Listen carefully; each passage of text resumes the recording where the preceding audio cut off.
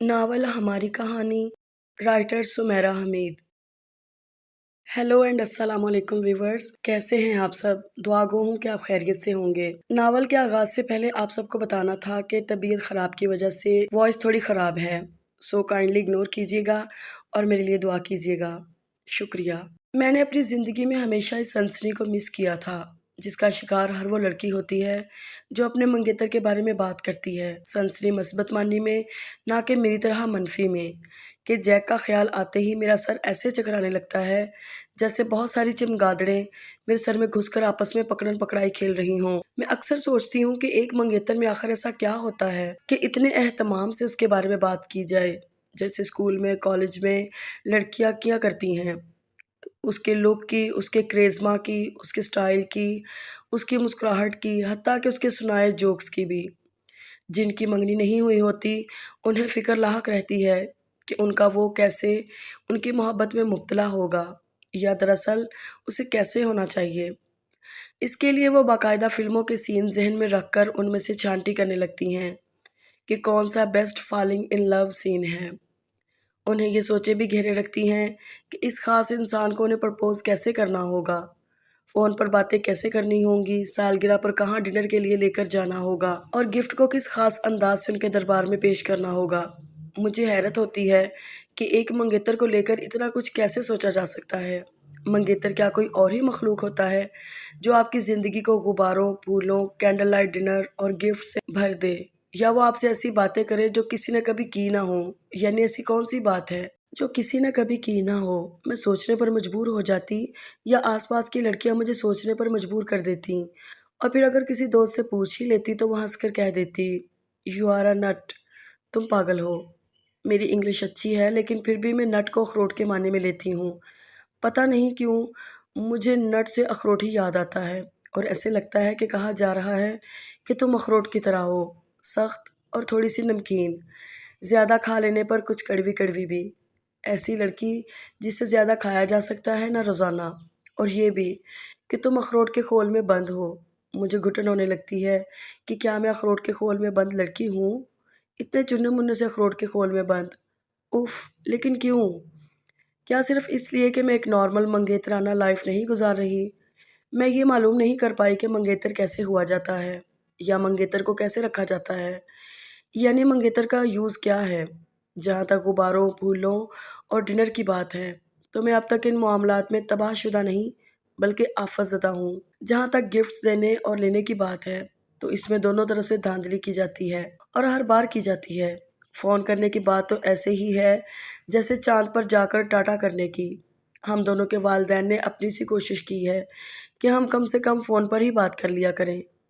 लेकिन हम दोनों ने अपनी पूरी सी कोशिश की कि भाड़ में जाए, ये मुझे कोई ज़रूरत नहीं उसके मुँह लगने की। जो सामने से अच्छा नहीं लगता वो फ़ोन पर क्या अच्छा लगेगा। ये सच है, हम दोनों ने कभी सीधे मुँह एक-दूसरे से बात नहीं की, फिर भी हम मंगेतर के ओहदे पर फ़ाइज़ हैं।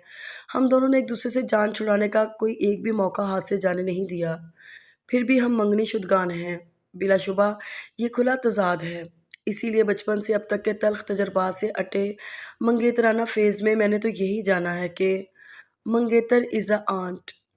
अब जबकि मैं कॉलेज की स्टूडेंट हूँ और जल्द ही यूनिवर्सिटी जाने वाली हूँ, तो मैं ये प्लान करने लगी हूँ कि मैं अपने बच्चों की बचपन में हरगिज़ मंगनी नहीं करूँगी। बल्कि चंद गैर मुल्की फ़िल्मों ने तो मुझे इतना बाग़ी कर दिया है कि मैंने सोचना शुरू कर दिया है कि मैं अपने बच्चों से कहूँगी कि शादी का दिन तय कर लो तो बता देना, मैं शादी में शिरकत कर लूँगी। यानी मैं अपनी नट आज़ादी का बदला अपने बच्चों को खुली छूट देकर लेना चाहती हूँ। मेरी मंगेतराना तारीख़ काफ़ी लंबी हो गई, है ना? जबकि मेरी तारीख़ में है ही क्या? मैं पैदा हुई इत्तेफ़ाक से खूबसूरत भी थी, और इससे बड़े बल्कि बुरे इत्तेफ़ाक से इन्हीं दिनों मेरे कनाडा वाले अंकल हमारे घर क़याम पज़ीर थे, और इनका 4 साला लंबू यानी तंबू, ओहो जंबू, उफ़! हाँ, वही जैक भी उनके साथ था, बल्कि आज तक उनके साथ ही है। हिम्मत है इनकी जो उसे अपने साथ रखा हुआ है। शायद इसीलिए वालिदैन का रुतबा इतना अजीम है कि वो ऐसी आफ़ात को भी झेल जाते हैं। वैसे मुझे अभी भी यकीन नहीं आता कि अंकल ऐसे पेंडू भी हो सकते हैं। अगर अंकल को ऐसा ही देसी टाइप होना था, तो वो इतने मॉडर्न मुल्क कनाडा गए ही क्यों? ये देसी लोग ज़रा नहीं बदलते। अपने बेटे का निकनेम किसी अंग्रेज़ी मूवी के हीरो पर जैक रख दिया, और इस अंग्रेज़ी फ़िल्म के हीरो के लिए पंजाब की लड़की उर्वा का हाथ माँग लिया। जबकि अभी इस बेचारी को गला फाड़कर रोने से फुर्सत नहीं थी। दूध को पीकर उलट देती थी और कोई नर्म ग़िज़ा उसके पेट में ज़्यादा देर तक ठहरती नहीं थी। ऐसी नौमौलूदगी के ट्रैक से हटी हुई लड़की को वो अपनी होने वाली बहू के ट्रैक पर ले आए। दफ़ा करते फिर कनाडा को।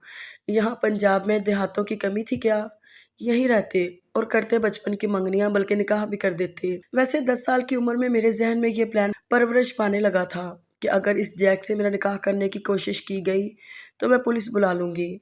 मुझे बहुत शौक था कि अखबारों में मेरी खबर आती कि 10 साला बच्ची का निकाह मौलवी और सास-ससुर को दूल्हे समेत हवालात में बंद कर दिया गया। मैं सुर्ख घूंघट में एक अरसा अपनी तस्वीर अखबार में देखती रही। मैंने पुलिस का नंबर भी याद कर लिया था, लेकिन अंकल आए ही नहीं कनाडा से।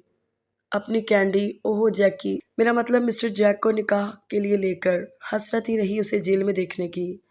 आवाज़ के बाद मेरी उससे पहली मुलाकात वीडियो के ज़रिए हुई थी, जब मैंने उसे चलते-फिरते, कूदते-फांदते देखा। पापा कनाडा गए थे और कैंडी की वॉलीबॉल खेलते हुए की वीडियो भी बनाकर लाए थे। क्या छोटी-सी निक्कर पहनी हुई थी उसने। इतने छोटे कपड़े पहनते हैं ये लोग। मैं जितना बना सकती थी इतना मुँह बनाकर कहा, वो लड़का है, लड़की नहीं। वॉलीबॉल प्लेयर्स का यही ड्रेस होता है। पापा भी जितना बना सकते थे इतना ही मुँह बनाकर कहा। मैं वहीं चुप हो गई।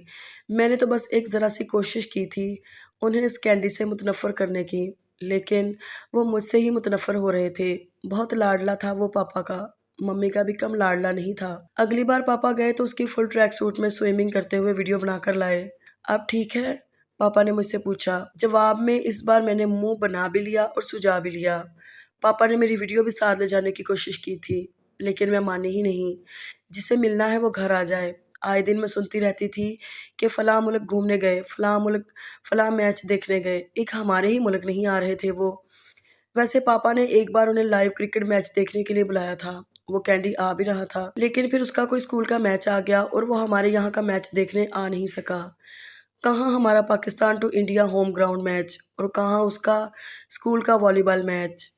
इतनी इंसल्ट, मैंने खाना खाते हुए कहा। पापा को भी गुस्सा आया। जो लोग बाहर चले जाते हैं उनमें मुहब्बे वतनी ख़त्म हो जाती है। मैंने उनके गुस्से को और हवा देनी चाहिए।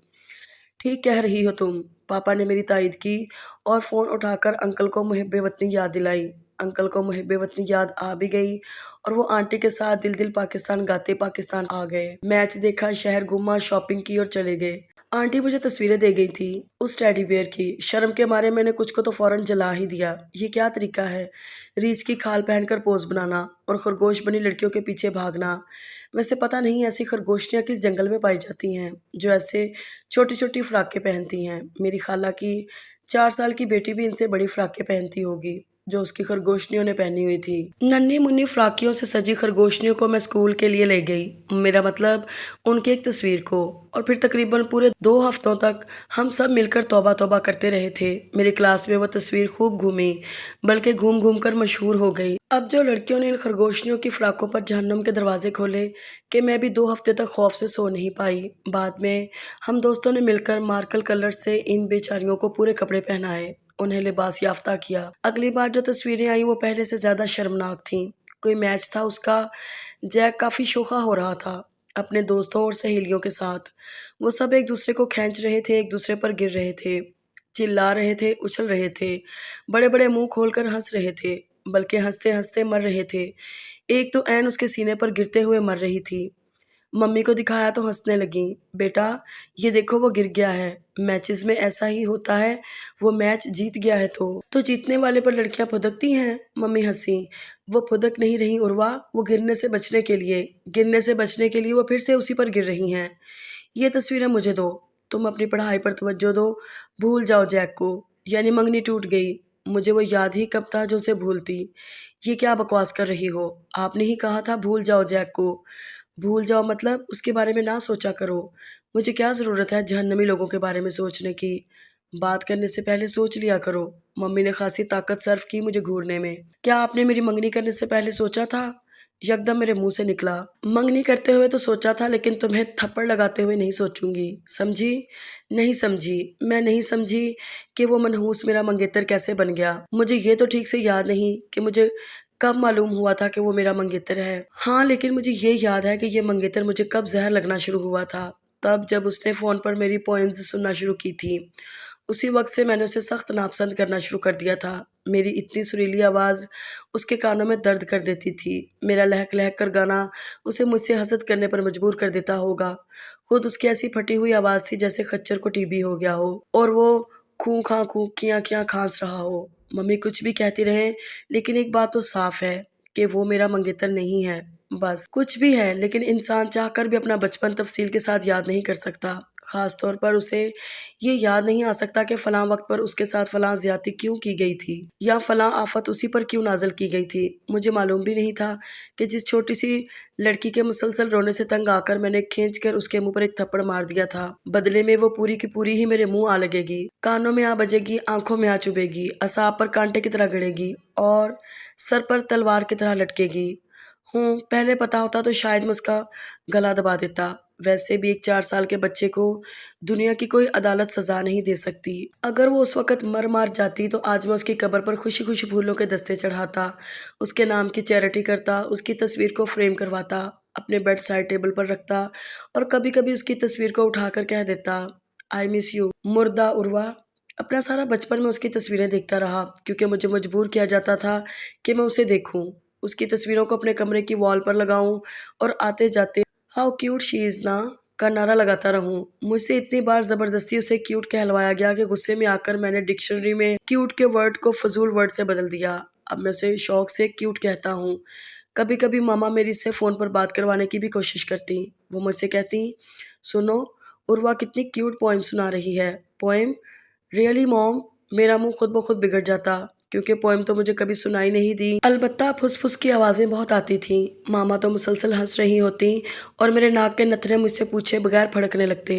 कान शां-शां के जकड़ों में खुद को घेर लेते और खुद मैं, पूरे का पूरा मैं उसकी फुस-फुस सुनने पर मजबूर हो जाता। उसी फुस-फुस की वजह से मेरा नाक चंपेज़ी की नाक की तरह फूल गया था। मेरे स्कूलमेट्स ने मुझे चंपेज़ी की नस्ल समेत हर इस जानवर से मिलाना शुरू कर दिया था, जिसके नाक के नथने मेरे नाक के नथनों से मुशाबा थे और वो थी कि बाज़ ही नहीं आ रही थी। आए दिन उसने किसी न किसी हाथी, घोड़े, चिड़िया, कौवे, तोते पर हाथ साफ किया होता था और फिर वो जिस्म में दौड़ते खून को निचोड़ने आ जाती, अपनी पोएम लेकर। ऐसी आवाज़ में गाने जैसे कई चमगादड़ें अपनी किसी सहेली चमगादड़ को हैप्पी बर्थडे विश कर रही हों। मामा, क्या ये पूरे जंगल की पोएम्स मुझे सुनाएगी? सुनाएगी तो सुन लेना, इतनी प्यारी बच्ची है। मामा लाड से कहतीं, इतनी ही प्यारी बच्ची है तो फुस-फुस क्यों करती है? शट अप, कितने बदज़ौक़ हो तुम। शट अप टू मी, बहुत बदज़ौक़ हूँ मैं। प्लीज़ मुझे दोबारा फ़ोन मत पकड़ाइएगा, मैंने मामा से कहा, जो ज़ाहिर है मामा ने नहीं सुना और अगली बार फिर से मुझे फ़ोन पकड़ा दिया। इस बार वो ट्रेन पर पोएम सुना रही थी। उससे अगली पोएम यकीनन ट्रेन के मुसाफ़िरों पर आने वाली थी। उससे अगली ट्रेन स्टेशन पर और उससे अगली ट्रेन ड्राइवर पर और फिर ये ट्रेन तो कभी रुकने वाली थी ही नहीं। हाय मेरे अल्लाह, मैं कहाँ जाऊँ? आंटी, कैसी लगी आपको मेरी पोएम? शायद वो समझी कि मामा सुन रही हैं। कितनी भोली थी ना वो तोती। बहुत बुरी, इंतहाई बकवास और तुम्हारे मुँह की बदबू यहाँ कनाडा तक आ रही है। कौन सा पेस्ट यूज़ करती हो तुम? पता नहीं, मम्मी ब्रश पर लगा कर देती हैं। उसकी रुंधी हुई आवाज़ आई। अब क्यूट लग रही थी वो। ब्रश पर क्या शू पॉलिश लगाती हो डफ़र? नहीं, टूथ पॉलिश। उस दिन मेरी मालूमात में इज़ाफ़ा हुआ कि टूथपेस्ट को टूथ पॉलिश भी कहा जा सकता है। आखिर ये बात मुझे पहले क्यों नहीं सूझी? इससे सोसाइटी में थोड़ा चेंज भी आ जाता और डिक्शनरी को एक नया लफ्ज़ भी मिल जाता। जब तुम पॉलिश लगाती हो तो क्या दाँतों को टॉवल से ड्राई करती हो? नहीं, मम्मी तो कहती हैं दाँत खुद ब खुद ड्राई हो जाते हैं। खुद ब खुद ड्राई नहीं होते। अच्छा, तुम्हारी मम्मा के पास हेयर ड्रायर है? हाँ, है। प्लग लगाओ, बटन ऑन करो, ड्राई करो। वो इतने फ़ख्रिया अंदाज़ में बोली जैसे जेट तैयारे को ऑन करने और फ़िज़ा में बस ऐसे ही चहलकदमी के लिए ले जाने के बारे में बता रही हो। ऐसी ही बमबार त्यारा। मैं इसे त्यारा कहने का गुनाह नहीं करना चाहता था जैसे वो। अभी जाओ, दाँत पॉलिश करो और प्लग लगाओ और बटन ऑन कर दो। पूरा मुँह खोलकर ठीक से ड्राई करना, फिर पोएम सुनाना मुझे। पता नहीं उस दिन उसके दाँत ठीक से ड्राई हुए या नहीं, लेकिन फिर दोबारा मामा ने मुझे फ़ोन पकड़ाकर ये नहीं कहा कि सुनो सुनो कितनी क्यूट लग रही है। मुझे लड़कियाँ सिर्फ़ एक ही बार क्यूट लगती हैं, जब वो हलक फाड़ कर रोती हैं। और क्यों रोती हैं? क्योंकि हम लड़के घोंसे मार-मार कर उनका भुरकस निकाल देते हैं। हम 2 दोस्तों ने मिलकर ऐसे कई घोंसे इन पापाज़ डॉल्स को इस वक़्त मारे, जब तक मुझे 1 हफ़्ते के लिए कमरे में बंद नहीं कर दिया गया। मेरे मॉम डैड को मेरा ये मशगला पसंद नहीं आया था। मुझे एतराज़ था कि मुझे उनकी पसंद नापसंद की परवाह नहीं, लेकिन इश्यू सिर्फ़ एक था, मैं अभी तक उन्हीं के घर से खाता था और इत्तेफ़ाक से मेरा कमरा भी उन्हीं के घर में था और बदकिस्मती से मेरे सारे कपड़े और जूते डैड के पैसों से आते थे। अगर ये बदकिस्मतियाँ हम बच्चों के नसीब में ना लिखी हों, तो हम इन पापाज़ डॉल्स का सफाया करके दुनिया को जन्नत बना दें। जो हाथी के कानों जैसी पोनियाँ बनाकर, मुँह फुलाकर, होंठ लटकाकर प्रिंसेस बनी फिरती हैं। फ़ोन पर पोएम के साथ-साथ उसकी तस्वीरें भी गाहे-बगाहे घर आती रहती थीं। कैसी अजीब बच्ची थी, जैसे रोबोट। कभी दरख्त के पास खड़ी है, कभी कुर्सी पर बैठी है, कभी गुड़िया हाथ में लिए अपने बेड पर नीम दराज़ है। ज़्यादा हुआ तो साइकिल चला रही है। मामा, इज़ शी अलीव? तो तुम्हें ये मुर्दा लगती है? उसकी हर तस्वीर किसी मुजस्मे की तरह है। पूरी 50 तस्वीरें इस दरख्त के पास देख चुका हूँ। आखिर क्या ख़ास बात है इस दरख्त में? कहाँ पाया जाता है ये दरख्त? क्या टूरिस्ट देखने आते हैं इस दरख्त को? या ये इस दरख्त की बेटी है? ट्री किड है ये? तुम भी तो दरख्तों पर बंदरों की तरह चढ़कर तस्वीरें बनवाते हो। क्या तुम मंकी किड हो? आप पापा को बंदर कह रही हैं, तो आप खुद क्या हुईं? ऐसे ही मालूमात में इजाफे के लिए पूछ रहा हूँ। मामा ने सर पर जोर से कुशन दे मारा। हुआ मालूमात में इजाफा? मालूमात में तो नहीं, अलबत्ता दर्द में काफ़ी हुआ। हाँ, हाय! वो लड़की है, तुम्हारी तरह उछल-कूद कर तस्वीर नहीं बना सकती, साँस लेकर तो बनवा सकती है ना? ये देखो कितनी क्यूट लग रही है। ओह! मैं कितनी देर तक मामा को देखता रहा कि क्या मेरी मामा के दिमाग के साथ वही मसला शुरू हो चुका है, जो लेडी गागा के साथ तब हुआ था, जब वो गोश्त के पार्चों से बने लिबास को फ़ख्रिया पहनने लगी थी। हाय मेरी माँ, मेरी गागा! मामा ने फिर से कुशन उठा लिया था। मामा, ठीक से देखें, आपने किसे क्यूट कहा है? इसे और किसे? मामा ने हाथ में पकड़ी तस्वीर को मेरे सामने लहराया। इस तस्वीर में वो सुर्ख दुपट्टा ओढ़े अपनी मामा की बड़ी सी ज्वेलरी पहने, टाँग पर टाँग रखे दुल्हन बनी बैठी थी। सुर्ख लिपस्टिक से उसने अपने होंठों के साइज़ को कानों तक शिफ्ट कर लिया था और आँखों को क्लियोपेत्रा की तरह खींचकर लंबा कर लिया था। मामा, ये क्यूट नहीं भूत है। ठीक है कि मेरा कमरा मम्मा-पापा के घर में है, लेकिन मैं इतना बड़ा सच छुपा नहीं सका। मामा ने एक ज़ोरदार पंच मेरी कमर पर शिफ्ट किया। ये पंच मैंने ही उन्हें सिखाया था कि अगर उनका सामना किसी चोर उचक्के से हो जाए, तो उन्हें क्या करना चाहिए। मुझे नहीं मालूम था मामा ने मेरी दी ट्रेनिंग इतनी संजीदगी से सीखी है और उसके बरवक़्त इस्तेमाल से भी वाकिफ़ हैं। मैं खामोश हो गया और क्या करता?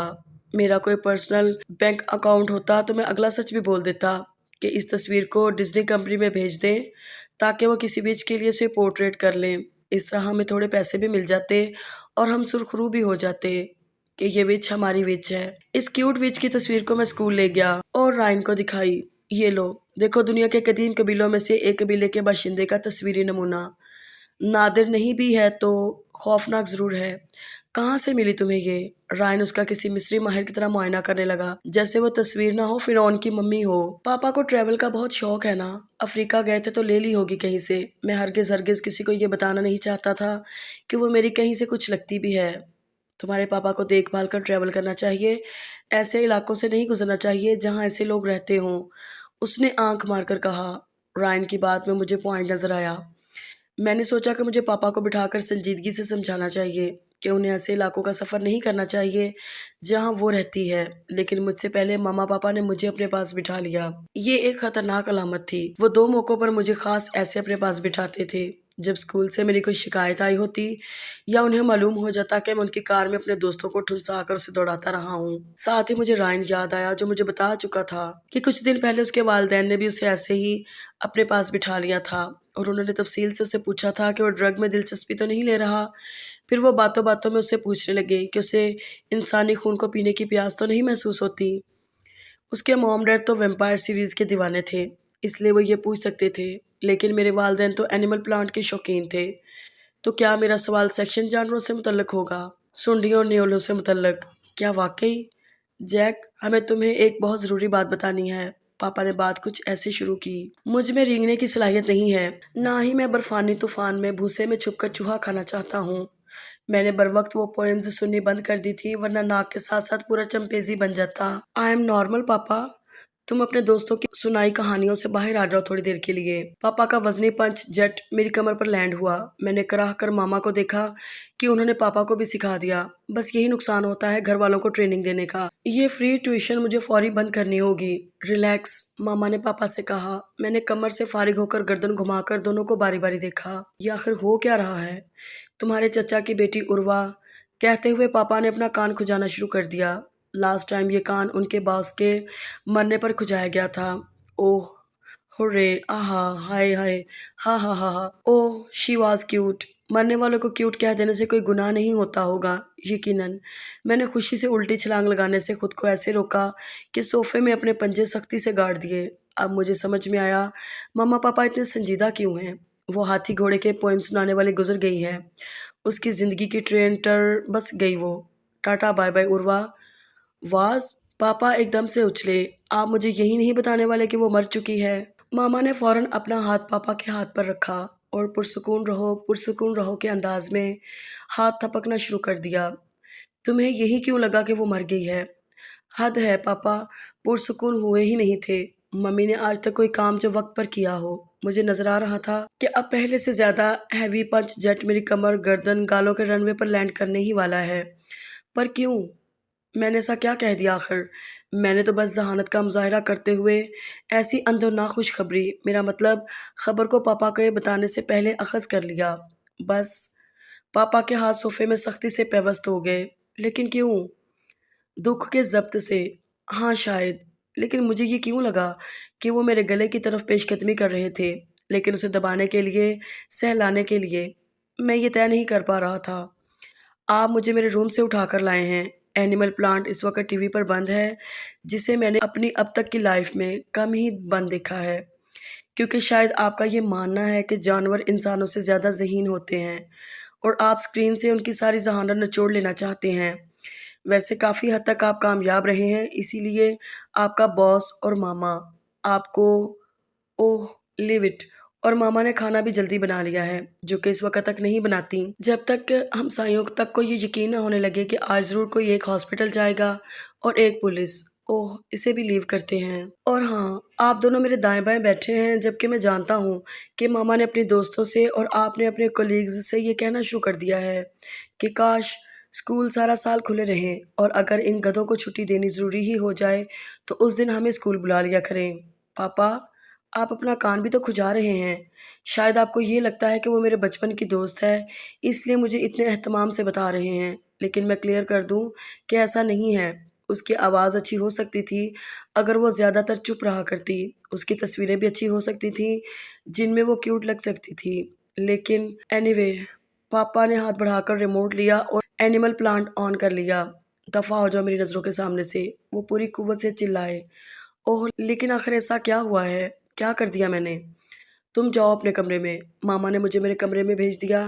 इन दोनों ने मुझसे बात करने का इरादा मुलतवी कर दिया था। कौन सी बात? मैंने थोड़ी देर तक सोचा, फिर इस बात को दफा करके मैं पंचिंग बैग पर पंच मारने लगा। लेकिन कुछ ही अरसे में मुझे ये पंच अपने मुंह पर मारने पड़े।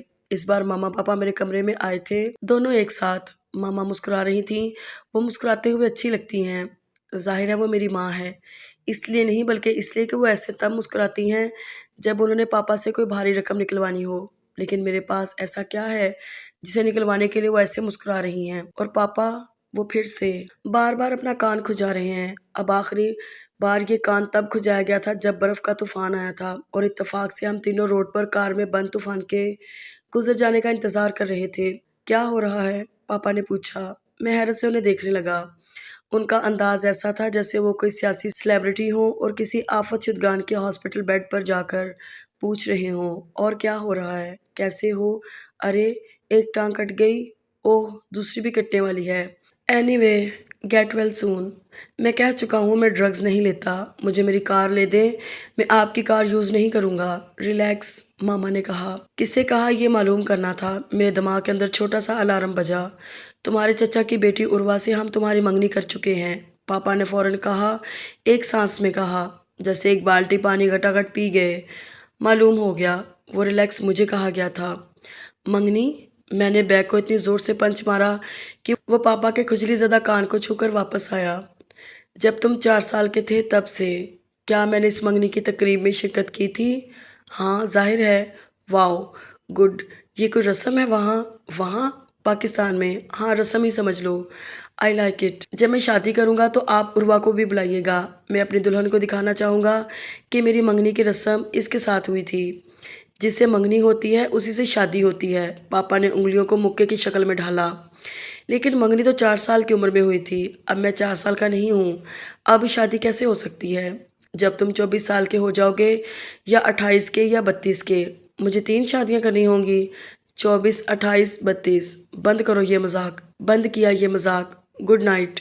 सुनो जैक। सुने डैड ऑफ जैक, ये मज़ाक मैंने तो शुरू नहीं किया। उर्वा तुम्हारी मंगेतर है। तुम्हारी शादी उसी से होगी। बस बात ख़त्म। ओके, बात ख़त्म। वो दोनों कमरे से चले गए। इसीलिए साल में 2 बार उसकी तस्वीरों का एल्बम आता था, और इसीलिए वो सारे जंगल की पोएम मुझे सुनाती थी। जंगल क्वीन। मामा मुझे उसकी हर छोटी बड़ी बात बताया करती थी। इसीलिए अंकल आकर मेरी वीडियो बनाकर ले जाते थे, और इसीलिए पापा मुझे हर बार अपने साथ ले जाने की कोशिश करते थे। एनीवे, पापा खुद ही बात ख़त्म कर चुके हैं। अब किसे परवाह है? She is not my fiancée. वो पहली बार पाकिस्तान आया था। उसका आना अचानक हुआ था। 2 दिन पहले मम्मी को मालूम हुआ था कि वो अपनी तालीमी टूर पर जिन मुल्कों पर निकले हैं, उनमें से एक पाकिस्तान भी है। उसके साथ कुछ दोस्त भी थे। मम्मी काफ़ी पुरजोश थीं उसकी आमद का सुनकर। मुझे काफ़ी लंबी चौड़ी हदायत दी गई थीं, जिन्हें मैंने सुना तो था, लेकिन याद नहीं रखा था। उस दिन मेरी फ्रेंड रायना मेरे साथ थी। उसे शाम तक मेरे साथ रहना था। हमें टेस्ट के लिए मिलकर स्टडी करनी थी। पापा उसे लेने एयरपोर्ट गए थे। वैसे वो 4 लोग थे, 4 लड़के, लेकिन वो एक कार में पूरे नहीं आ रहे थे। इनमें से एक इतना मोटा था कि वो कार की पिछली सीट पर बमुश्किल एडजस्ट हुआ था। इसलिए इनमें से 2 को आगे फ्रंट सीट पर बैठना पड़ा। ये है तुम्हारा कज़न? जैसे-जैसे वो कार से निकलते जा रहे थे, रायना पूछती जा रही थी। पता नहीं, मुझे तो खुद समझ नहीं आ रही थी कि कौन-सा वाला वही है। मैंने उस कज़न के अपने मंगेतर होने की बात अभी तक किसी को नहीं बताई थी। भला ये कोई बात थी बताने वाली? मुझे ये कुछ-कुछ पाकिस्तानी लग रहा है। रायना ने कार में से निकलने वाले आखिरी लड़के को देखकर कहा, जो मोटे के साथ पीछे बैठा हुआ था और काफ़ी पिचका हुआ लग रहा था। रायना मुँह पर हाथ रखकर हँसने लगी। क्यों हँसने लगी? क्योंकि इस कुछ-कुछ पाकिस्तानी के बाल पूरी-पूरी पाकिस्तानी लड़कियों की तरह काफ़ी लंबे थे, घने थे, स्याह थे, और हेयर बैंड में कैद पीछे पोनी सूरज झूल रहे थे। वो मामाज़ बॉय लग रहा था, ना पापाज़ डूड। वो गर्ली फ्यूज़, मेरा मतलब गर्ली कन्फ्यूज़्ड लग रहा था। मैं उसकी तस्वीरें देखती रही थी, फिर भी मुझे कुछ वक़्त लगा था उसे पहचानने में। हाँ, ये वही थी, यानी था जैक। ऐसे लड़कों की बहनों के बहुत मज़े होते हैं। उनके ड्रेसिंग टेबल से उनकी बहनें भी इस्तिफ़ादा कर सकती हैं। रायना खीखी करने लगी। तुम भी तो उसकी बहन ही लगी ना? ऐसा करो, इसे रहने के लिए अपना कमरा दे दो। क्या याद करेगा बेचारा? कैसा पोनीटेल्स और हेयर बैंड से भरा हुआ ड्रेसिंग टेबल मिला था मेज़बानों के घर। हो सकता है ये मेकअप भी करता हो। तुम अपना मेकअप भी सजा कर रख देना। अपनी शर्मिंदगी को छुपाते हुए मुझे नीचे जाना पड़ा उससे मिलने के लिए। हाय उर्वा, आई एम सरप्राइज्ड। तुम तो क्यूट निकली। उसने रायना की तरफ मुस्कुराकर कहा। मैं रायना हूँ। रायना हंसने लगी, जिसने उसके हाथों में चूड़ियाँ भी दरियाफ्त कर ली थीं। मैं उर्वा हूँ। मेरा मुंह बन गया, और उसका भी। बना रहे मेरी बला से। ये मैं तुम्हारे लिए लाया हूँ। अगले दिन वो मेरे कमरे में आया और एक डिब्बा मेरे आगे किया। शुक्रिया। मैंने डिब्बे को लापरवाही से टेबल पर उछाल दिया। उसे खोलो, देखो, और मुझे बताओ तुम्हें कैसा लगा। उसने ऐसी आवाज़ में कहा जो मैं सुनने की आदी नहीं थी। खच्चर कहीं का। वो अभी-अभी शावर लेकर निकला था और उसके लंबे घने बालों की लिटों से पानी टिप-टिप टपक रहा था। तुम्हें ड्रायर चाहिए? मैंने उसके गीले बालों पर तंज किया। मेरे पास ड्रायर है। मैं ज़्यादा यूज़ नहीं करता, बाल ख़राब हो जाते हैं। उसके बाल ही लड़कियों जैसे नहीं थे, उसकी मालूमात भी लड़कियों जैसी ही थी। ओह! तुम्हें तो काफ़ी कुछ मालूम है। देखो ज़रा, तुमने तो अपनी शर्ट के साथ का मैचिंग हेयर बैंड लगाया है। अच्छा होता अगर तुम बालों के 2 पोर्शन करके इन पर पिन भी लगा लेते। फ़ैशन में इन है। वो चलता हुआ मेरे ड्रेसिंग टेबल तक गया। मेरा हेयर ब्रश पकड़कर बालों को दरमियान में से 2 पोर्शन किया। मेरी गुलाबी बटरफ्लाई पिन्ने, जिनके पर हमवक़्त उड़ान भरते लगते थे, को उठाकर दोनों तरफ सामने लगा लिया। अब ठीक है? वो मुस्कुराकर पूछ रहा था। मेरा दिल चाहा कि वार्डरोब खोलकर इसे अपना दुपट्टा भी दे दूँ, बल्कि दे क्या दूँ, उसके सर पर उड़ा दूँ। फिर पापा के पास लेकर जाऊँ और कहूँ, ये लें, ये आ गई आपकी बहू। उसका घूंघट उठाएँ और दें इसे सलामी। खोलो इसे। बटरफ्लाइज उसके गीले बालों में खड़ी खड़ी उड़ रही थीं। मैंने उसे खोला। वो एक तस्वीरों का एल्बम था। ब्लैक एंड वाइट तस्वीरें थीं। तस्वीरें सभी अच्छी थीं, लेकिन उनमें कुछ अजीब था। क्या अजीब था मुझे गौर करने पर भी नज़र नहीं आया। ये एक नायाब एल्बम की कॉपी है जो मैं तुम्हारे लिए लाया हूँ। तुम भी मुझे अपनी नायाब तस्वीरें भेजती थी ना। तुम्हारी तस्वीरों के मुकाबले में तो ये तस्वीरें कुछ भी नहीं हैं, लेकिन फिर भी थोड़ा बहुत मुकाबला कर ही रही हैं तुम्हारी तस्वीरों के साथ। वो मेरी तारीफ कर रहा था। ये अच्छी बात थी, लेकिन फिर भी बात कुछ अच्छी नहीं लग रही थी। एक के बाद एक तस्वीर देखने के बाद मेरे एहसासात अजीब होते गए। एक बूढ़े की ताबूत में लेटे हुए की तस्वीर ने तो मेरे हाथ कँपकँपा दिए। बूढ़ा खौफनाक हद तक मौत के करीब लग रहा था। ये सब क्या है? How duffer you are. ये मुर्दा लोगों का जिंदा लोगों के साथ फोटो सेशन है। एल्बम मेरे हाथ से गिर गया। वो मेरे लिए एक ऐसा एल्बम लाया था। उसने मेरी तस्वीरों को मुर्दा से तशबीह दी थी। उसने झुककर एल्बम उठाया तो उसके लंबे बाल फर्श को छूने लगे। तुम ऐसी नायाब चीज़ के लायक ही नहीं हो। ऐसा क्या नायाब है इसमें? जिस लड़की ने अपना सारा बचपन एक दरख्त के नीचे गुजार दिया हो, वो ये कभी नहीं जान सकती कि क्या नायाब है इसमें। दरख्त के नीचे बचपन गुजरना कम से कम छोटे कपड़े पहनने वालों के साथ गुजारने से बेहतर है। किसने पहने छोटे कपड़े? अगर वो जहन में सोच रहा था तो बुलंद आवाज से सोच रहा था, और अगर वो बोल रहा था तो अपना पोल आप खोल रहा था। तुम्हारी फ्रेंड्स ने, वो खरगोशनियाँ, वो चौंका कि मैंने उसका जहन कैसे पढ़ लिया, जबकि अपने जहन को वो खुद ही बुलंद आवाज से पढ़ रहा था। Relax Jack. उसने खुद के लिए खुद के कानों में सरगोशी की जो कि सुन ली गई। जैक। जैकी कहो खुद को। आंटी को तुम्हारा नाम हीरो पर नहीं हीरोइन पर रखना चाहिए था। वो बगौर मेरी शक्ल देखने लगा। देखता रहा, देखता रहा। बगौर देखते देखते वो अपने चेहरे को मेरे चेहरे की तरफ झुका रहा था। फिर उसने अपनी उंगली उठाई और मेरे नाक तक लाया। उसे नाक के करीब रख दिया। फिर यकदम इस एक उंगली के साथ उसकी बाकी चारों उंगलियां भी आ मिलीं, और वो पांचों उंगलियां मुत्तहिद होकर मेरे नाक पर पड़ीं, और मैं वहीं फर्श पर ढेर हो गई। ये मेरी उसके साथ आखिरी मुलाकात है। बस मैंने कह दिया है। क्या उम्र है तुम्हारी? उम्र? हाँ, उम्र। एज। कितने साल की हो तुम? तुम क्यों पूछ रहे हो? उसकी भूमें आसमान से बातें करने की तैयारी करने लगी। क्योंकि तुम्हें देखकर ये तो लगता है तुम बच्ची नहीं हो, लेकिन ये यकीन नहीं होता कि बड़ी भी हो रही हो। तुम्हें भी देखकर ये तो लगता है कि तुम बड़े हो रहे हो, लेकिन ये यकीन नहीं होता कि बड़े हो रहे हो या बड़ी हो रही हो। बेख्तियार मेरे होंठ सिकुड़ गए। ओह! ये क्या? मैं तो अपना कान खुजा रहा था। क्या मुसीबत है? ये मरूसी बीमारियां भी ना। कानों में बाली, हाथों में कंगन, माथे झूमर कब पहनोगे? उसने सर को तिरछा करके पूछा। उफ!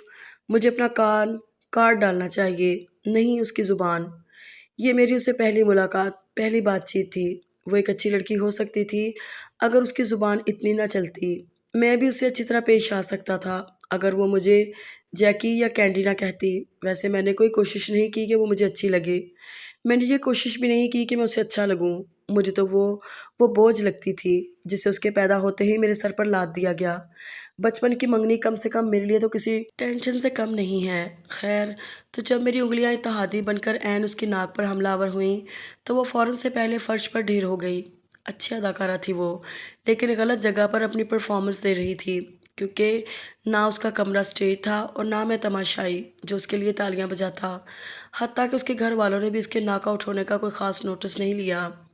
चूँकि बच्चे तो आपस में लड़ते ही रहते हैं, इसलिए मेरा पंच कोई इतना बड़ा इश्यू नहीं बना। वैसे मुझे ये बात कुछ समझ में नहीं आई थी कि वो सिर्फ़ एक पंच खाकर 2 दिन बिस्तर पर ढेर रही। वो इतनी बीमार थी कि बिस्तर से हिल नहीं सकती थी। अच्छा होता अगर वो एक दिन बीमार रहती और दूसरे दिन फ़ौत हो जाती, लेकिन उसका फ़ौत होने का कोई प्रोग्राम नहीं था। शायद उसे तब्दीली पसंद नहीं थी, उसे ढीठ होना पसंद था। बीमार तो हो जाना, लेकिन मरना-मराना नहीं। मैंने सोचा कि मुझे उसे गैरत दिलानी चाहिए, उसे याद दिलाना चाहिए कि मरने के कितने फ़ायदे हैं। सबसे बड़ा फ़ायदा तो ये कि सुबह-सुबह उठकर स्कूल नहीं जाना पड़ता। मुझे उसके रूम में जाना पड़ा। एल्बम मेरे हाथ में था। मैंने उसकी हम-उम्र एक लड़की की तस्वीर उसे दिखाई जो मर चुकी थी और अपनी ज़िंदा सहेलियों के साथ ऐसे खड़ी थी जैसे वो खुद भी ज़िंदा हो। तुम अपने फ्रेंड्स को बुलाकर ऐसी ही एक तस्वीर ले लो, इससे पहले कि तुम मर जाओ और हमें ये करना पड़े। ज़िंदा होते हुए तो तुमने कोई यादगार तस्वीर ली नहीं। कम से कम बिस्तरे मर्ग पर तुम्हारी एक तस्वीर तो यादगार होनी चाहिए। और देखो, जल्दी से फटाफट मर जाओ। ट्रस्ट मी, मरने के बड़े फ़ायदे हैं। पहला फ़ायदा तो ये कि इंसान जितना चाहे सो सकता है, कोई उठाएगा नहीं। दूसरा ये कि मम्मी, वो ज़ोर से चिल्लाई, चिल्लाओ मत, वरना तुम्हारी शक्ल इस काबिल भी नहीं रहेगी कि मरने के बाद ही तुम्हारी तस्वीर ली जा सके। मम्मी, वो फिर ज़ोर से चिल्लाई। मजबूरन मुझे उसके मुँह पर तकिया रखना पड़ा। मैंने तो मज़ाक में तकिया रखा था, मेरा उसे मारने का कोई इरादा नहीं था। इत्तेफ़ाक से मर जाती तो अलग बात थी, बल्कि इससे अच्छी और क्या बात हो सकती थी। लेकिन उसने मज़ाक किए बगैर मेरे बाल पकड़ लिए, दोनों मुट्ठियों में।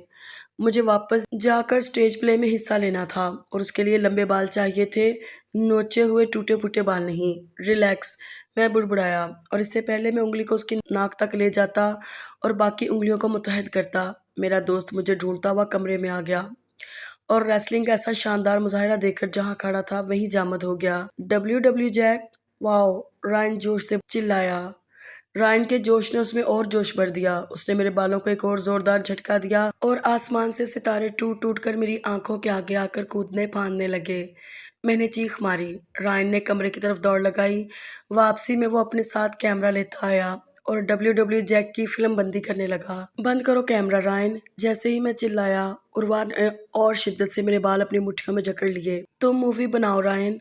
वो भी चिल्लाई और उसकी मेरे बाल खींचने के अंदाज़ में और शिद्दत आ गई। जैसे मम्मा अक्सर पापा की किसी बहुत ही गंदी शर्ट को गुस्से में हाथ से मल-मल कर धोती हैं, ऐसे ही वो मेरे सर को बालों से पकड़कर मल-मल कर, रगड़-रगड़ कर धो रही थी, धोती ही जा रही थी। आखिर कौन-सी ऐसी मैल थी जो वो मेरे बालों से निकाल रही थी? मैल का तो पता नहीं निकली या नहीं, लेकिन जान ज़रूर निकलती जा रही थी कि मुझे आंटी, आंटी चिल्लाना पड़ा। तकिया उसके मुँह पर रहा और मेरे बाल उसके हाथ में। बाद में तकिया फर्श पर पड़ा रहा और उसके हाथों से मेरे सर के जंगल की कटाई होकर मेरे बाल उसके हाथों में। तो मेरा अंदाज़ा सही था, उसका ताल्लुक किसी वहशी कबीले से था। "ये क्या किया तुमने उर्वा?" आंटी ने मेरे बालों को जड़ों समेत उर्वा की मुट्ठियों से बरामद किया। मैं अपना सर पकड़कर बैठता चला गया और ऐसे कराहने लगा जैसे मशीन गन के सारे राउंड मेरे सर पर खाली कर दिए गए हों। "ओ जैक, इधर आओ बेटा, माफ़ कर दो उर्वा को, ये ऐसे ही पागल हो जाती है गुस्से में।" इसने तकिया मेरे मुँह पर रख दिया था, ये मुझे मार रहा था। मुझे देखकर उर्वा भी कराहने लगी, बल्कि बाकायदा रोने लगी। "मरी तो नहीं ना तुम?" आंटी उसकी तरफ देखकर धाड़ी। जवाब में वो भी धाड़े मार-मार कर रोने लगी। आंटी बदस्तूर मेरा सर सहलाती रहीं। "तुमने इसे मार ही क्यों नहीं दिया बेटा?" पता नहीं आंटी ऑफ़र कर रही थी कि अफ़सोस, लेकिन मुझे अफ़सोस हुआ। अच्छा भला इसे कत्ल करने का मौका मिला था, मैंने गँवा दिया। अब न जाने कब ऐसा नायाब लम्हा मिलेगा कि उसका गला होगा और उस गले पर मेरा पंजा। वो मक़तूल हुई थी या नहीं, लेकिन मैं ज़रूर ज़लील होने वाला था डब्ल्यू जैक मूवी के हाथों। मुझे उस कैमरे की फ़िक्र थी, जो रायन ने जल्दी से भागकर सूटकेस में लॉक्ड कर दी थी। सूटकेस का वो लॉक कनाडा जाकर खुला, नॉर्थ कैरोलिना के अगले ट्रिप की शर्त पर जो मुझे अफ़ोर्ड करना था। और हाँ, मुझे ये अफ़ोर्ड करना ही था, वरना फिर मुझे दोस्तों के हाथों होने वाली ज़लालत को ताउम्र अफ़ोर्ड करते रहना था। ये मेरी उसके साथ आखिरी मुलाकात थी, ये मेरा ख़्याल था। अगर टीवी पर अदाकारी करने का मौका सबको मिल जाया करे, तो दुनिया भर के अम्मा-अब्बा इस मौके से सबसे ज़्यादा फ़ायदा उठाएँ। ऐसी जान-तोड़ अदाकारी करते हैं कि औलाद ज्यूरी बनी उन्हें अवार्ड देते-देते थक जाती है। मुझे पापा को भी एक अवार्ड देना पड़ा। क्यों? क्योंकि उनकी कार का एक्सीडेंट हो गया। कार सारी की सारी तबाह हो गई थी, यहाँ तक तो सब हकीकत है। अवार्ड तब आया जब पापा ने उस कार की तस्वीर तो भेज दी कनाडा कि मेरा एक्सीडेंट हो गया, कार तबाह हो गई है, लेकिन अपनी सलामती की नहीं भेजी कि मैं ज़िंदा सलामत ठीक-ठाक हूँ। फिर फ़ोन पर अंकल से ऐसे बात की कि मैं ऐन सामने सोफ़े पर बैठी उन फ्रैक्चर्स को ढूँढने की कोशिश करने लगी जो उनके जिस्म पर तो थे, लेकिन किसी इंसानी आँख को दिखाई नहीं दे रहे थे। उनकी वो टाँगें फ्रैक्चर ज़दा हो गईं, लेकिन जिन्हें हिला-हिला कर वो सोफ़े पर बैठे अंकल से बातें कर रहे थे। गर्दन में कॉलर फिक्स्ड था, जिसकी वजह से वो हस्बे आदत म्यूज़िक बीट पर हल्का-फुल्का डांस ही कर पा रहे थे। बस, मैं तो बहुत खौफ़ज़दा हो गया हूँ भाईजान। शायद अब कभी कार का सफ़र ना कर सकूँ। दिल बहुत सहमा हुआ है। सहमे हुए दिल के मालिक पापा अभी-अभी मम्मी को लॉन्ग ड्राइव पर चलने के लिए कह रहे थे। चलते-चलते लड़खड़ा कर गिर जाता हूँ। हाँ, शायद असाबी कमज़ोरी हो गई है। दिमाग में भी कोई मसला हो सकता है। जी, नहीं आपको आने की ज़रूरत नहीं है। मैं ठीक हूँ। दिमाग के टेस्ट का कहा है डॉक्टर ने। नहीं, नहीं मैं ठीक हूँ। दिल के टेस्ट भी करवाने हैं। अरे नहीं भाईजान ऐसे क्यों घबरा रहे हैं आप? अच्छा, कब? ये ले पापा, मैंने स्कूल में जीती अपनी ट्रॉफ़ी लाकर पापा को दी। ये क्या है? वो मुस्कुराने लगे, इसलिए नहीं कि ट्रॉफ़ी मिली, इसलिए कि अंकल आ रहे थे। आपने इतनी अच्छी अदाकारी की, अवार्ड तो बनता है। मम्मी मेरी पुश्त पर आईं और मेरे बाल खींचे। अगर हमारी इस दुनिया में ऐसी मम्मियाँ ना हुआ करें, तो एशियाई लड़कियों के बाल भी इतने लंबे ना हुआ करें। कुछ चीज़ें सिर्फ़ रिवायात से ही मिलती हैं, ना तेल से, ना शैम्पू से, सिर्फ़ बाल खींचने की रिवायात से। भाई हैं, इनको बुला सकते हैं बहाने से। बहन-भाइयों में यही लाड-प्यार, मज़ाक का रिश्ता तो होता है। मुझे क्या पता बहन-भाइयों में कैसा रिश्ता होता है। मेरा छोटा भाई तो या सोता रहता है या क्रिकेट खेलता रहता है। इसे तो अक्सर याद करवाना पड़ता है। मैं तुम्हारी बहन हूँ, मेरा नाम उर्वा है, याद आया कुछ? तुम मेरी बहन हो, तुम्हारा नाम उर्वा है। दफ़ा करो ऐसी याददाश्त को। ये मेरे भाई का हाल है। वैसे पापा की ऐसी जानदार अदाकारी का ये नतीजा निकला कि अंकल और आंटी और मिस जैकी 1 हफ़्ते के अंदर-अंदर हमारे घर मौजूद थे। इस बार फिर से मुझे मिस जैकी को पहचानने में वक़्त लगा। अब वो गंजा हो चुका था, आम गंजा नहीं हुआ था। वो जैसे खेतों में हल चलाते हैं तो ज़मीन हो जाती है, ऐसे ही उसके सर की ज़मीन थी। मुझे ख़्याल आया कि पिछली बार मैंने जो उसके बालों को जड़ों समेत उखाड़ा था, कहीं ये हल इस वजह से तो नहीं उसने अपने खेत में चलवाया? अगर ऐसा है भी तो किसे परवाह है? मेरा नाक भी हर साल सर्दियों में सुर्ख होकर सूज जाता है और मुझे सांस लेने में मसला दरपेश रहता है। इस बार मेरा इरादा 2 कदम आगे रहने का था। पहले जब वो आया था तो मेरी तस्वीरों पर काफ़ी घटिया बातें बनाकर गया था। इसलिए मैंने हफ्ते के अंदर-अंदर अपनी तस्वीरें फ्रेम करवाकर कमरे में, पापा के रूम में और लाउंज में लगा दी थी, जिनमें मैं हाइकिंग, राइटिंग, स्विमिंग कर रही थी। कुछ दोस्तों के साथ पिकनिक की तस्वीरें भी थीं। दरख्त के पास की कोई तस्वीर नहीं थी। कुछ बुक्स भी थीं जो मैंने जल्दी से लाकर अपने रूम में सजा दी थीं। एक बुक को खोलकर बेड साइड टेबल पर रख दिया था। गेम्स की सीडीज़ को नुमायाँ जगह डिस्प्ले कर दिया था। पहले उसने सरसरी नज़रों से लाउंज में लगी मेरी तस्वीरों को देखा। फिर वो चौंक गया था। जेलस हो गया होगा। फिर वो बाकी तस्वीरों को ज़रा और करीब जाकर देखने लगा। फिर वो मेरे कमरे में आ गया और वॉल पर लगी तस्वीरों का मुआयना करने लगा। कुछ ज़्यादा ही गौर से मुआयना कर रहा था। फिर वो इतने गौर से देखने लगा कि मुझे घबराहट होने लगी। तस्वीरें बहुत अच्छी। अच्छा, कौन है ये? पता नहीं वो तस्वीर में किस चेहरे की तरफ उँगली उठाकर पूछ रहा था। कौन?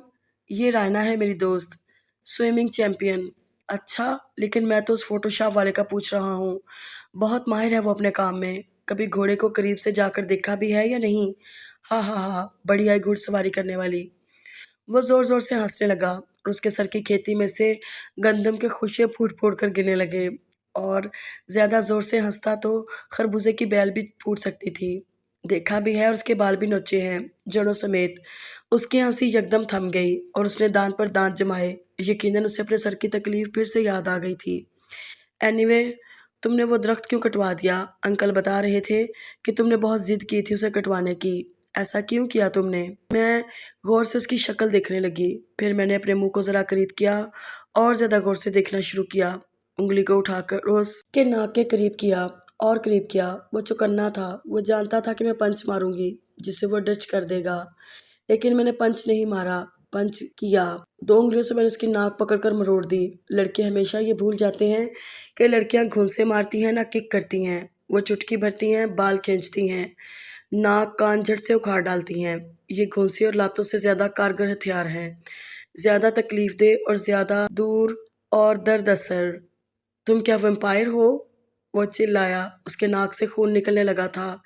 थी नहीं, लेकिन हो गई हूँ। उसकी बहती नाक को बहते देखकर मैंने इत्मीनान से कहा, तो लो फिर ये मेरा खून पी लो। उसने अपनी नाक का खून जो उसके हाथ में लग चुका था, मेरे आगे किया। नाक पर उसने इतनी बड़ी बैंडेज करवा ली थी कि मम्मी-पापा मुझे हाथ से पकड़कर घर से निकालने तक के लिए तैयार हो गए थे। उन्हें ऐसी वैम्पायर औलाद घर में नहीं रखनी थी, जो घर आए मेहमानों के साथ ऐसा सलूक करती थी। वो मेरा खाना-पीना, दाना-पानी सब बैन करने के लिए तैयार थे।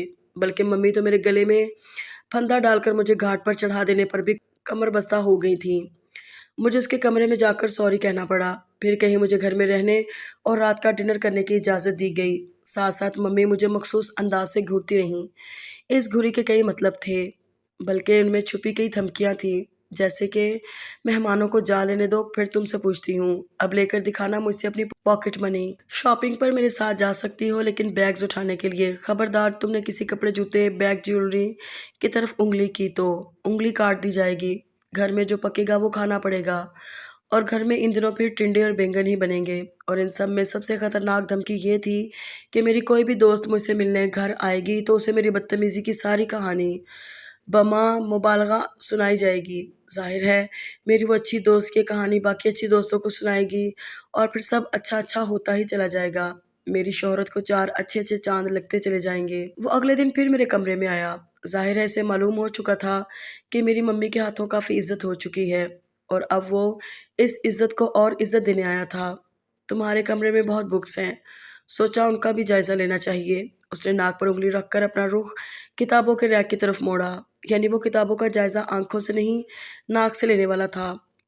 दिल तो चाह रहा था उसकी नाक को खींचकर हाथी नाक बना दूं, पर मम्मी की ज़माना माज़ी की घुरी ने मुझे रोक लिया। वो बुक्स की रैक के पास गया और उनके टाइटल पढ़ने लगा। फिर उसने एक किताब को निकाला और इसे सूंघा। फिर उसने अगली को सूंघा। केचप लाऊं, उन पर डालकर खा भी लो। मुझे उसका सूंघना बुरा लगा। नई किताबों की खुशबू बहुत अच्छी होती है। वैसे तुम इतनी बुक्स पढ़ती हो, वाओ! उसने बुक्स की रैक पर उँगली रखी और उन्हें दूर तक घसीटता ही चला गया। हाँ, इन सब को तो मैं कब का पढ़ चुकी हूँ। मैंने बेनियाज़ी से कंधे उचकाए। अच्छा, मसलन ये बुक कैसी है? उसने लेट इट स्नो को मेरे आगे किया। मुझे पता था वो ये सवाल कर सकता है। मैं शॉर्ट नोटिस पर ये सब बुक्स उठाकर स्टोर से लाई थी। गूगल से मैंने उन सब की समरी पढ़ ली थी। अच्छी है, मैंने कहा और ये कहना भूल रही हूँ कि समरी पढ़ने में और किताब पढ़ने में बहुत फ़र्क होता है। कितनी अच्छी है? उसने नाक पर उँगली रखकर अपना चेहरा मेरी तरफ घुमाया। अब वो सारे काम नाक से ही करने वाला था ना। बहुत अच्छी है, मैंने कहा और याद करने लगी कि इसके किरदारों की कहानी क्या थी। एक नुकसान जो हमेशा हर शोखी मारने वाले को भुगतना पड़ता है, वो ये कि वो कहीं न कहीं गलती कर जाता है। मैंने 8-10 किताबों की समरी पढ़ ली थी और अब वो समरियाँ एक-दूसरे में मिक्स हो रही थीं। बस यही गलती हो रही थी। मुझे ये किताब अच्छी लग रही है, लेकिन मैं हर किताब नहीं पढ़ता। वैसे ये जूबली, ये क्या है इसमें? उसने वर्गगिरदानी करते हुए पूछा। जूबली? सारी समरियाँ जो मेरे ज़हन में गुडमुड हो रही थीं, उनमें जूबली को ढूँढने लगी। मिल जा जूबली, मिल जा। ओह क्यूट! वो बुड़बुड़ाया जो मैंने सुन लिया और फ़ौरन बोली, यस क्यूट कैट। मुझे याद आ गया था, जूबली एक बिल्ली का नाम है और जूबली हो ही क्या सकती है? कैट? जूबली बिल्ली है? उसने नाक से खुली किताब पर गौर किया, फिर नाक को सफ़े पर टिका दिया और फिर सर उठाकर अपनी नाक से मुझे ताड़ा। तुम खुद पढ़ लो। ये कहना ज़्यादा महफ़ूज़ था इसलिए मैंने कह दिया। उसने सारी किताबों को रैक से निकाला और इन सब के पहले सफ़े मेरे सामने किए। ये सब किताबें एक ही दिन खरीदी गई हैं। ये देखो स्टैम्प, स्टोर का नाम और तारीख। हमारे आने से ठीक 1 दिन पहले। तुमने 2 दिन में पूरी 20 किताबें पढ़ लीं। तुमने गिनीज़ बुक रिकॉर्ड को ट्राई किया। तुम्हें ज़रूर अपनी एंट्री वहाँ भेजनी चाहिए। एंट्री भेजने के लिए मुझे तुम्हारे मशवरे की ज़रूरत नहीं है। मशवरे तो अक्ल वाले लेते हैं, जो तुम्हारे पास है नहीं। वैसे तुमने ये सब क्यों किया? जूबली, उसने अपनी नाक की बड़ी सारी बैंडेज को झटके से उतार दिया और नाक समेत मुस्कुराने लगा। मैं अपनी एक्स-रेज़ आँखों से उसे घूर रही थी। उसकी नाक तो बिल्कुल ठीक थी। मुझे मुतासर करने के लिए वो अपनी चेक शर्ट के बाजू अनफ़ोल्ड करने लगा। मेरा दिल चाहा कि मैं एक बार फिर से उसकी नाक को फ़ोल्ड कर दूँ। मैं तुमसे मुतासर ज़रूर हो जाता, मिस जूबली, अगर मुझे किताबी कीड़े अच्छे लगते। अब वो अपने सर के खेत में हल मेरा मतलब हाथ चलाने लगा था। तुम्हें मुतासर करना, माय फुट। तो फिर ये बुक्स क्यों रखी हैं यहाँ? ये सब मैं पढ़ने के लिए लाई थी। मैं इतनी ही बुक्स पढ़ती हूँ, हर हफ्ते। तुमने कहा तुम ये सब पढ़ चुकी हो। मैंने कब कहा ये? मैंने कहा मुझे ये बुक्स पढ़नी हैं। ओह! ये तो मैं भूल ही गया था कि तुम झूठ भी बोल सकती हो। अगर जूबली को मालूम हुआ कि उसे बिल्ली बना दिया गया है, तो वो यकीनन नाराज़ होगी, क्योंकि वो एक लड़की है। अच्छा छोड़ो, मुँह खोलो अपना, दाँत दिखाओ, टॉवल से ड्राई करती हो या ड्रायर से? लास्ट टाइम भी मुझे याद नहीं रहा था तुम्हारे दाँत देखना। अब दिखा दो, जल्दी करो। और ये वो सबसे ख़राब बात थी जो उसने की थी। ताज़ा-ताज़ा ब्रश के ठंडे दाँतों पर गरम ड्रायर क्या काम करता है, ये वही जानता है जिसने ये किया हो। मेरे दाँत तो वैसे भी हसास थे। खोलो मुँह, दिखाओ दाँत। टूथ पॉलिश ठीक से यूज़ करती हो ना? या शू पॉलिश करती हो? बकवास बंद करो अपनी। मैं चिल्लाई।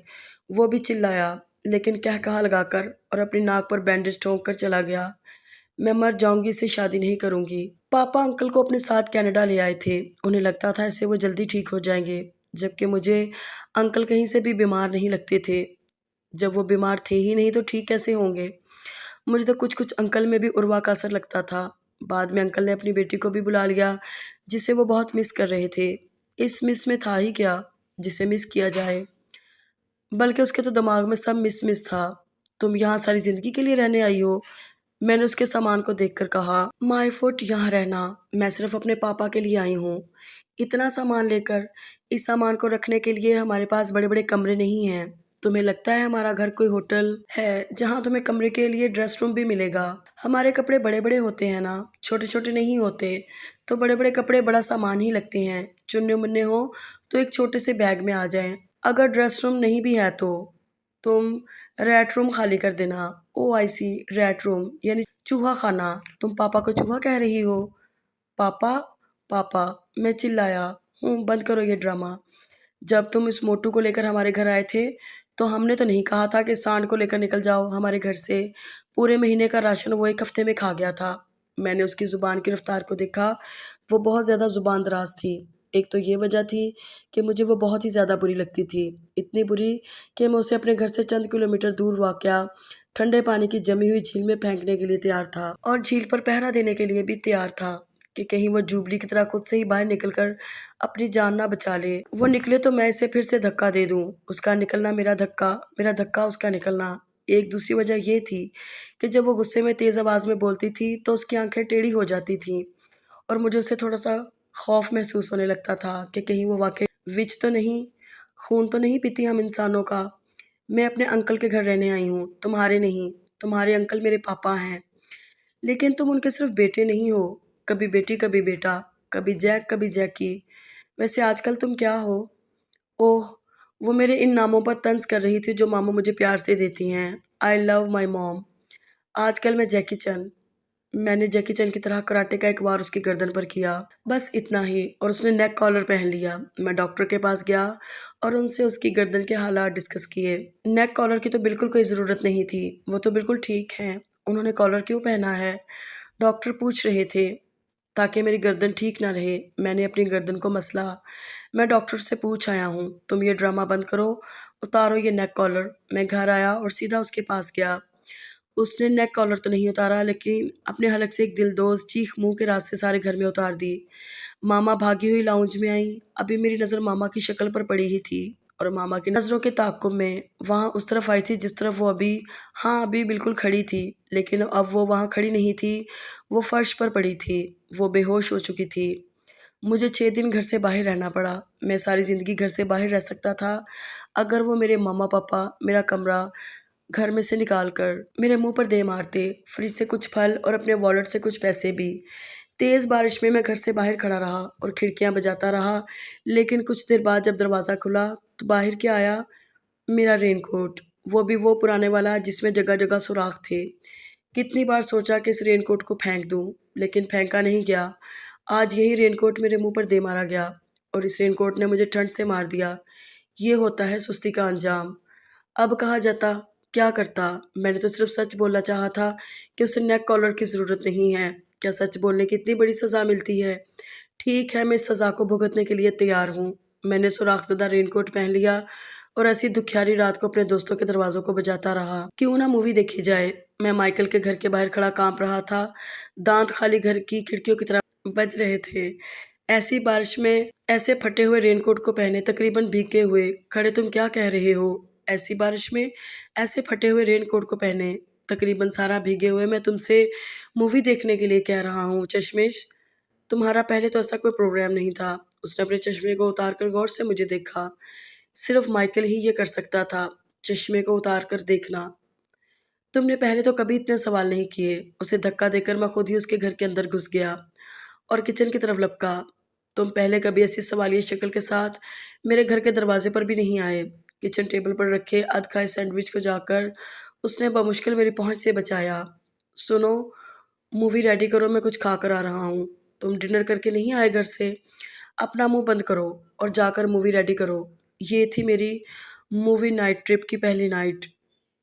मैं मूवी नाइट का बहाना करके अपने दोस्तों के घर रात को मूवी देखता और फिर वहीं सोता बन जाता। 7वें दिन मुझे रायन, जिसके घर में मेरी ये तीसरी मूवी नाइट थी, ने हाथ पकड़कर बाहर निकाल दिया।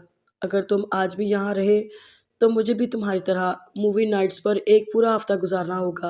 अफसोस मुझे किसी और के बेड पर नींद नहीं आती और सोफे पर मैं पूरा नहीं आता। कैसे दोस्त हो तुम? सिर्फ 3 दिनों में ही तुम्हें ये सब याद आ गया।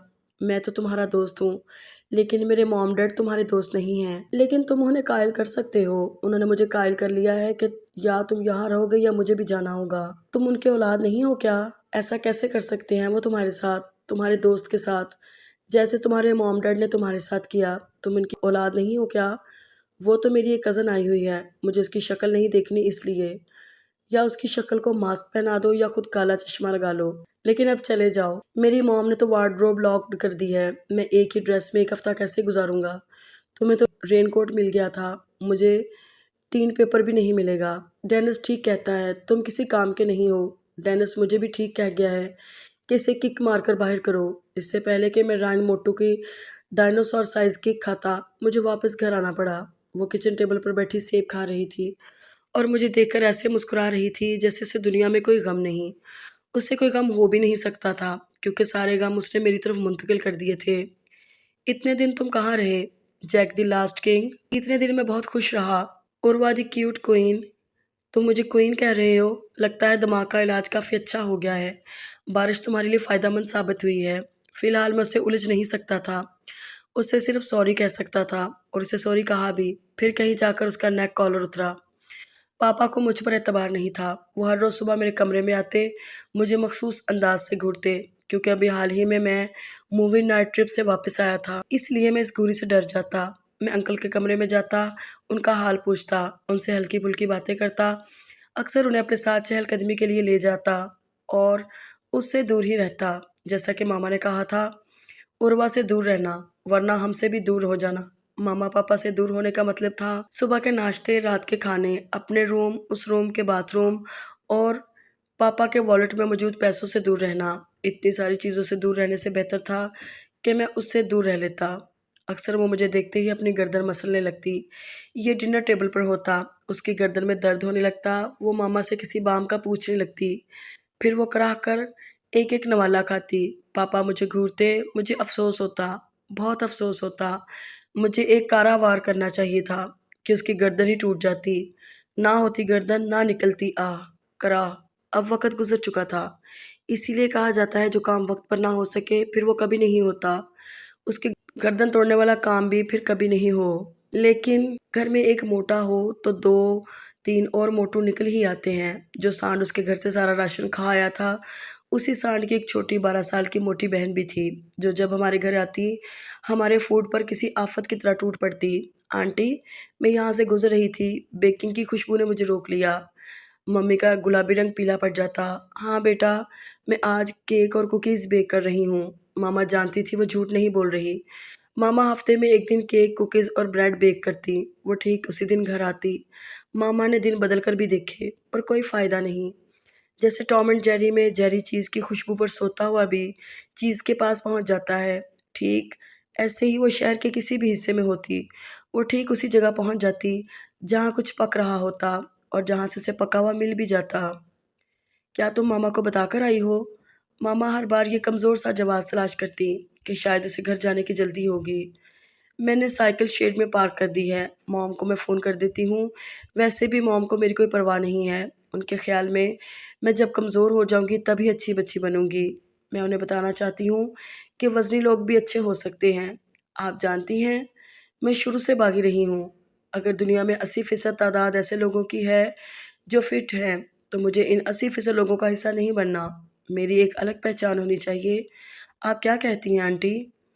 तुम्हारी तरह और भी बहुत लोग मोटे हैं, ये तुम्हारी अलग पहचान तो नहीं हुई ना? मैं 1000 भेड़ों में होने की निस्बत 10 भेड़ियों में होना पसंद करूंगी, लेकिन भेड़ों को पसंद किया जाता है मोना।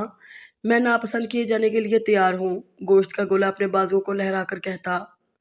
मामा को नाचार उसके आगे सब रखना पड़ता। वैसे भी मामा और हम सब जान गए थे कि मोटा अपने मोटा होने के कई जवाब तलाश कर लेता है। वो खाने के कार्य खैर पर ऐसी ऐसी दलीलें देता है कि 80% फिट अवाम इन दलाइल का मुकाबला नहीं कर सकती।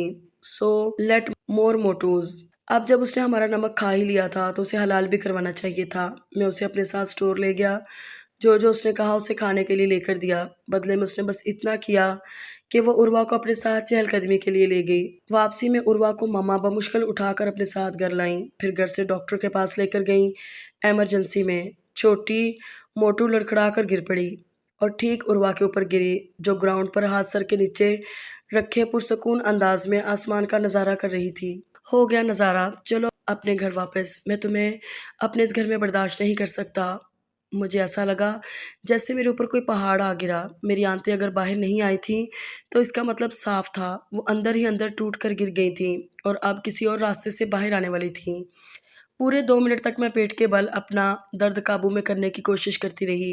मोना भाग कर गई और घर से आंटी को बुला लाई। पूरे 1 हफ्ते तक मैंने जो खाया वो खाते ही बाहर आया। दर्द जिस चिड़िया का नाम है वो मैंने चिड़ियों के झुंड से जाना। मुझे कई दिन तक बेड रेस्ट करना पड़ा और जाहिर है कि 12 साल की बच्ची ये सब बर्दाश्त नहीं कर सकी। उसने एहसास जुर्म के असर को ज़ायल करने के लिए बहुत ज़्यादा खाना शुरू कर दिया, साथ-साथ उगलना भी शुरू कर दिया। जैक ने कहा था मुझे ये करने के लिए, उसने उगल दिया। How cute! मैंने मुन्ना के गाल पर प्यार किया। दिल तो कर रहा था दाँत से गाल काट लूँ, लेकिन बच्ची थी। फिर मैं इस बच्ची के देश में थी, कुछ भी हो सकता था। तुमने उसे मना नहीं किया था? नहीं, मैं मना नहीं कर सकी। वो मुझे स्टोर में ले गया। जिस-जिस चीज़ पर मैंने हाथ रखा उसने वो मुझे ले दी। फिर सब बैग्स अपने हाथ में रखकर उसने कहा, "एक हाथ लो, एक हाथ दो।" मैंने अपना लेने वाला हाथ बढ़ा दिया और उसने मेरा देने वाला हाथ पकड़ लिया। अगर मैं मर जाती तो मैं गॉड से माफ़ी माँग लेती। गॉड बहुत अच्छे हैं, वो मुआफ़ कर देते हैं। जैक ने कहा था, "मोटे लोगों के नीचे आकर कोई नहीं मरता।" तुम गॉड से माफ़ी तो माँग लेती, लेकिन मेरी जान तो वापस नहीं आती ना। मामा कहती हैं, कुछ नुकसानों पर सब्र करना ही पड़ता है, जाने वाले को जाने देना चाहिए। मेरी जान के ज़िया पर उसके कितने नादिर ख़यालात थे। रसगुल्ले के इनाम के तौर पर मैंने उसे चॉकलेट का एक पैकेट दिया, जिसे लेकर वो मेरी शक्ल देखने लगी। "क्या हुआ? तुम ये चॉकलेट नहीं खातीं? मैंने आपकी जान बचाई है। अगर मैं मज़ीद और 2 मिनट तक आप पर गिरी रहती, तो आप इस वक़्त बेड पर नहीं, ताबूत में लेटी होतीं। अब आप बदले में मुझे ये नन्हा-मुन्ना पैकेट दे रही हैं। ये तो मैं स्कूल बस में बैठे-बैठे खा जाती हूँ।" अभी कुछ देर पहले वो शर्मिंदा हो रही थी और अब वो मुझे शर्मिंदा कर रही थी ये मोटे लोगों का कोई दीन-ईमान है या नहीं? फ़िलहाल तो मेरे पास ऐसा कुछ नहीं है कि तुम्हें खाने के लिए दूँ। अलबत्ता तुम केचअप लगाकर मुझे खा सकती हो। मैंने आह भरकर कहा। उसने मुँह बना लिया। मैं सिर्फ़ अच्छे खाने खाने की शौकीन हूँ। तौबा तौबा, ये मोटे लोग तो मुँह फट भी होते हैं। गर्मियों की छुट्टियां खत्म हो रही थीं, मुझे घर भी जाना था। पापा पहले ही जा चुके थे। जिस दिन मेरी फ्लाइट थी उस दिन मैंने कुछ वक़्त जैक के कमरे में गुज़ारा। जैक कॉलेज जा चुका था, कमरे में कोई नहीं था, लेकिन कमरे में और भी बहुत कुछ था। वार्डरोब में कपड़े, कपड़ों में महँगे कपड़े और महँगे कपड़ों में उसके पसंदीदा कपड़े। एक यूरोपियन कंट्री में रहने वाले के पास घर के बाद सबसे ज़्यादा कीमती क्या होता है? एक ऐसी कंट्री जहाँ सर्दियों में दर्जा हरारत मनफ़ी हो जाता है, वहाँ सबसे कीमती क्या होगा? घर के हीटिंग सिस्टम के अलावा। बॉडी हीटिंग सिस्टम ना, उसके गर्म कपड़े, महँगे नफ़ीस कोट, बर्फ़ानी तूफ़ान में ठंड से बचाने वाले हुड, रंग-बिरंगे स्वेटर, मुख्तलिफ शेड्स की लेदर जैकेट्स। कनाडा जैसे ठंडे बर्फ़ानी मुल्क में सबसे ज़्यादा कीमती असासा क्या होगा? यही सब ना। बस मैं इस असासे का एक-एक बाजू काट लाई, हर शर्ट का, हर कोट का, हर स्वेटर का, हर हुड का। इत्तेफ़ाक से स्वेटरों को दर्जी ठीक नहीं करते और कोट कंपनियों के पास वापस नहीं जाते कि जी हमसे इसका एक बाजू कट गया है, अब ये ले लें और दोनों बाजू वाले दे दें। इत्तेफ़ाक से स्वेटर, शर्ट्स, कोट बनाने वाली कंपनियाँ एक्स्ट्रा कपड़ा भी कस्टमर को नहीं देती कि अगर कोई आस्तीन काट कर ले जाए तो इसे जोड़ लीजिएगा। मैं ये नहीं कहूँगी कि मैंने उसका काफ़ी नुकसान किया। हाँ, लेकिन मैं ये ज़रूर कहूँगी कि मैंने उसका ठीक नुकसान किया। मैं तसव्वुर की आँख से देख रही थी कि वो अपने मलबे पर बैठा चिल्ला-चिल्ला कर कह रहा है कि ये मैंने किया है, लेकिन उसकी बात का यकीन कौन करता? आंटी और अंकल यही समझ रहे होंगे कि सब उसने किया है और वो नाम बेचारी उर्वा का लगा रहा है। मेरी चंद करीबी दोस्तों को मालूम हो चुका था कि मैं मंगनीशुदा हूँ। अब ये मंगनी कैसी चल रही है, ये उन्हें मालूम नहीं था। वैसे भी ये मंगनी लूली-लंगड़ी थी, बल्कि ये मेरे और जैक की तरफ से कोई वजूद ही नहीं रखती थी। ये सिर्फ़ हम दोनों के माँ-बाप के लिए थी। मुझे वो कतई पसंद नहीं था। पहली बात तो ये कि उससे शादी हो ही नहीं सकती थी। अगर हो भी जाती, तो बहुत जल्द तलाक तक नौबत आ जाती। ऐसी शादी का फ़ायदा जिसके फ़ौरी बाद अदालतों के चक्कर लगाने पड़े। मुझे यूनिवर्सिटी जाना था और फिर मुझे ये ऐलान करना था कि मुझे किसी भी सूरत उस जैकी से शादी नहीं करनी, जो ये तय ही नहीं कर पा रहा कि उसे क्या बने रहना है। वो खुद भी इसी इंतज़ार में लगता था कि वो अपनी तालीम से फ़ारिग हो और मंगनी को तोड़ने का ऐलान करे, और उसने ये ऐलान कर दिया। पापा और अंकल के फर्स्ट कज़न की इकलौती बेटी का निकाह था और वो सब इसमें शिरकत करने के लिए आए हुए थे। अस्सलाम वालेकुम मोहतरमा उर्वा। ये उसका इब्तदाई अंदाज़ था मुझसे बात करने का, जो काफ़ी मुहज़्ज़ब था। मम्मी-पापा तो उन्हें लेने एयरपोर्ट गए थे। सिर्फ़ मैं और रख़्शान ही घर थे। वो कार से बाहर निकलकर सबसे पहले चलता हुआ मेरे पास आया था। वालेकुम अस्सलाम मोहतरम जैक। मैं जैक नहीं हूँ, मुझे अम्मार कहा जाए। तो वो अपने पैदाइशी नाम को इस्तेमाल करने के लिए तैयार हो चुका था। इस बार वो काफ़ी इंसानी हुलिये में मलबूस आया था। ना बालों में कोई हल फिरा हुआ था, ना कोई करंट दौड़ाया गया था, लेकिन उसने जो टी-शर्ट पहन रखी थी, वो काफ़ी इनकलाबी सी थी। उसकी एक आस्तीन किसी और ही फैब्रिक की थी। वो आस्तीन इस शर्ट का हिस्सा नहीं लग रही थी। उसे देखकर ये अंदाज़ा लगाने की कोशिश की जाती थी कि वो किसी स्टीरियो फैशन को फ़ॉलो कर रहा है या किसी स्टीरियो फैशन को सेट कर रहा है। उसकी शक्ल जितनी मैच्योर्ड हो रही थी, उसकी शर्ट इतनी ही मैच्योरिटी के खिलाफ जा रही थी। वो इन्हीं शर्टों में से एक थी जिस पर मैंने कैंची चलाई थी। उसने देख लिया था कि मैं उसकी शर्ट को देखकर अपनी हँसी दबाने की कोशिश कर रही हूँ। अच्छा है ना ये नया फ़ैशन, मेरे दोस्तों में काफ़ी मकबूल रहा है। मकबूल और ये मैंने खुद को खुलकर हँसने की इजाज़त दी और शर्ट की तरफ उँगली उठाकर कहा। हाँ, उसने खुद को अपनी हँसी गायब करने की तंबीह की और दाँत पीसकर कहा, दाँत को दाँत पर ऐसे जमाते हुए वो कुछ ऐसे लग रहा था, जैसे उसके दाँतों पर एल्फ़ी चिपका दी गई हो और अब वो इस एल्फ़ी से जान छुड़ाने की कोशिश करते हुए हकलाने लगा था। एक अरसा हुआ मुझ जैसे मकबूल हुए। तुम्हें मेरा शुक्रगुज़ार होना चाहिए मिस जैक। मैं ज़रूर तुम्हारा शुक्रिया अदा करके जाऊँगा मिस हाई जैक। अंकल उसे घूरते हुए करीब से गुज़र गए। शायद वो उससे ख़ाइफ़ थे। आंटी ने उसके कंधे पर हाथ रखा। यहाँ आने से पहले जो लेक्चर तुम्हें मिल चुके हैं उसे याद रखना।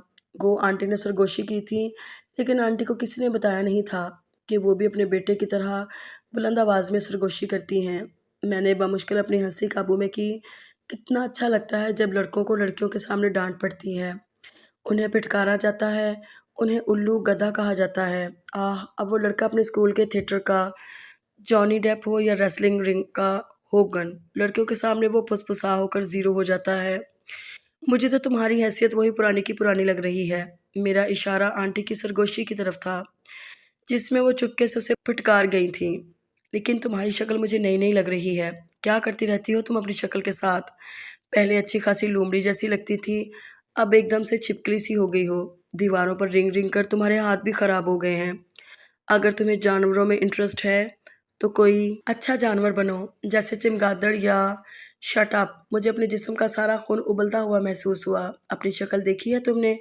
पिचकी हुई रग्बी बॉल। ओह! वो महफ़ूज़ हुआ।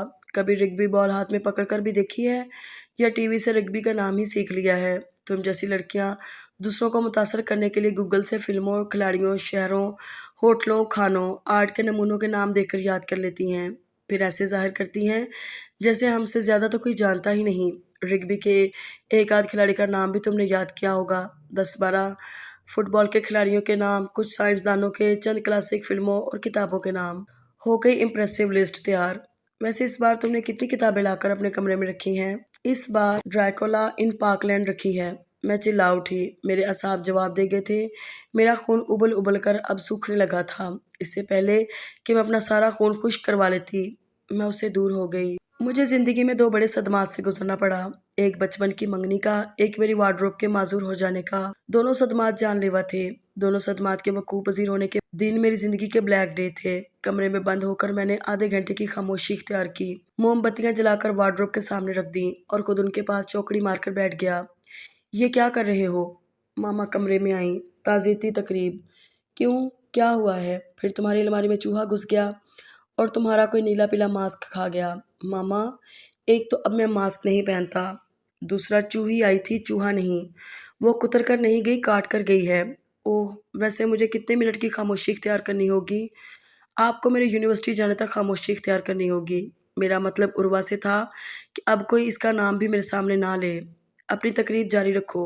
वो हँसने लगीं। कितनी बेफ़िक्री से मामा हँस रही थीं। क्या वो देख नहीं रही थीं कि मैंने वार्डरोब के सामने 1 नहीं, 2 नहीं, पूरी 3 दर्जन कैंडल्स जला रखी हैं? क्या उन्हें नज़र नहीं आ रहा कि मैंने गम से लंच भी नहीं किया और कोई 1000 बार अपने कपड़े निकाल कर देख चुका हूँ कि शायद किसी का कुछ हो सके, जिनका अब यही हो सकता था कि या मैं खुद टेलर बन जाऊँ और इन सबको किसी न किस तरह से पहनने के काबिल करूँ, या फिर पार्ट टाइम जॉब करूँ और अपने लिए नए कपड़े खरीद लूँ। मैं टेलर भी बना और मुझे पार्ट टाइम जॉब भी करनी पड़ी, फिर भी नुकसान वहीं का वहीं रहा। रायन की मॉम अक्सर रायन की तरफ इशारा करके कहती हैं, कुछ अज़ाब इतने वज़नी होते हैं कि उन्हें छोटी-मोटी दुआएँ टाल ही नहीं सकती। ठीक कहती हैं वो। कुछ अज़ाब इतने वज़नी होते हैं कि उन्हें छोटी-मोटी तदबीरें टाल ही नहीं सकती। मुझे भी अब कोई बड़ी ही तदबीर आज़मानी होगी और ये रही वो तदबीर। मैं कशफ के निकाह में शिरकत के लिए आया हूँ। अभी फंक्शन शुरू नहीं हुआ। किसी मकामी सिंगर को गाने के लिए बुलाया गया है, लेकिन अभी तक वो आया नहीं। हम सब अपनी-अपनी आवाज़ें निकाल कर साउंड सिस्टम को चेक कर रहे हैं। शायान, मेरे कज़न के किसी अंकल ने अपने बेटे के मेडिकल में एंट्री टेस्ट में पास होने की खुशी में अगले हफ्ते अपने घर दावत का ऐलान माइक पर आकर किया और सबको शिरकत की दावत दी। तुम्हें कोई ऐलान नहीं करना? शायान मुझसे पूछ रहा है। उसका इशारा शायद मेरी शादी की तरफ है। जल्द ही मैं तुम्हें अपनी मंगनी में इनवाइट करूँगा। मंगनी करने की क्या ज़रूरत है, निकाह करना या शादी? वैसे ही तुम्हारी मंगनी का दौरानिया काफ़ी लंबा हो गया है। किस मंगनी का दौरानिया लंबा हुआ है? मंगनी तो अभी मेरी होनी ही है। मैं उर्वा से तुम्हारी मंगनी की बात कर रहा हूँ। कौन उर्वा? मैं किसी उर्वा को नहीं जानता। तुम मज़ाक कर रहे हो? वो हैरान हुआ। मुझे मज़ाक की आदत नहीं। उससे मंगनी का ऐलान करने से बेहतर है मैं अपनी खुदकुशी का ऐलान कर दूँ। अगर मेरी कोई मंगनी हुई भी है, तो मैं इसे तोड़ता हूँ। मेरा प्लान कुछ और था, लेकिन हो कुछ और गया। जो हो गया वो भी कुछ ऐसा बुरा नहीं था। काफ़ी मेहमान आ चुके थे, लेकिन अभी लड़के वाले नहीं आए थे। माइक पर शायान का 10-12 साला कज़न खड़ा, नीम मज़ाहिया अंदाज में वहाँ मौजूद, अपने रिश्तेदारों की आवाज़ों की नकल उतार कर सुना रहा था और सब महफूज भी हो रहे थे। मेरे और शायान के दरमियान जो मुकालमा चल रहा था, वो उसके कान से गुजर रहा था। उसने गर्दन मेरी तरफ मोड़कर शरारत से पूछा, ये वाला ऐलान भी कर दूँ माइक पर? मैंने बच्चे का दिल तोड़ना मुनासिब नहीं समझा और गर्दन को हाँ में हिला दिया। उर्वा से मंगनी का ऐलान करने से बेहतर है मैं अपनी खुदकुशी का ऐलान कर दूँ। अगर मेरी कोई मंगनी हुई भी है तो मैं इसे तोड़ता हूँ। लड़के की याददाश्त भी अच्छी थी और उसने मेरे अंदाज की नकल भी ठीक-ठाक उतारी थी। उसका अंदाज़ा मुझे हाल में यकदम फैल जाने वाले सन्नाटे से हुआ। खुशकिस्मती से ख़ानदान में एक ही उर्वा थी और इससे भी ज़्यादा खुशकिस्मती से बहुत से लोग ये पेशगोई पहले ही कर चुके थे कि हम दोनों की मंगनी शादी तक नहीं पहुंचेगी। ऐलान भी हो गया, उनकी पेशगोई भी सच साबित हो गई। शायान ने बढ़कर उस लड़के के हाथ से माइक छीन लिया। बच्चा है, मजाक कर रहा है, शायान ने माइक में कहा। नहीं, ये सच है, मैंने माइक के आगे मुंह करके कह दिया। इतनी सी हिम्मत की बात थी और बस बात खत्म। पापा की जेब में इस वक्त अगर कोई पिस्टल होती तो मेरी लाश माइक के पास पड़ी होती। अगर पिस्टल नहीं भी थी तो भी वो दोनों हाथों के हमले से मुझे लाश बनाने आ रहे थे, लेकिन अंकल ने मेरी जान बचा ली। उन्होंने पापा और मामा दोनों से कह दिया कि फैसला दोनों बच्चे ही करेंगे। हमें इन्हें मजबूर नहीं करना चाहिए। इस वक्त बात को बढ़ाने से कुछ नहीं होगा। मेरी वापसी कनाडा हो गई। मैं अब खुश था और मुतमईन भी। इस सब से मैंने ये सबक सीखा कि थोड़ी सी हिम्मत आपको बड़ी मुसीबत से बचा सकती है। और हाँ, मैं बताना भूल गया, वो मेरे चचा की बेटी उर्वा है ना, उसके कमरे में मुझे कुछ देर रुकना पड़ा। कमरे में एक मैं था, एक वार्डरोब थी और मेरे हाथ में एक ब्लैक ऑयल पेंट बॉक्स था। मैंने उसके कपड़ों को बेड पर फैलाया, बॉक्स में ब्रश भिगोया और कूद-कूद कर गीले ब्रश के वार इन कीमती मलबूसात पर किए, जो उसके कहने के मुताबिक बड़े-बड़े और महंगे-महंगे थे। अब वो कपड़े दुनिया के किसी भी लॉन्ड्री हाउस में जाते, वहाँ से वैसे ही वापस आते, जैसे जाते। मैं इस वक्त रेस्ट रूम में थी। लड़के वाले आने ही वाले थे।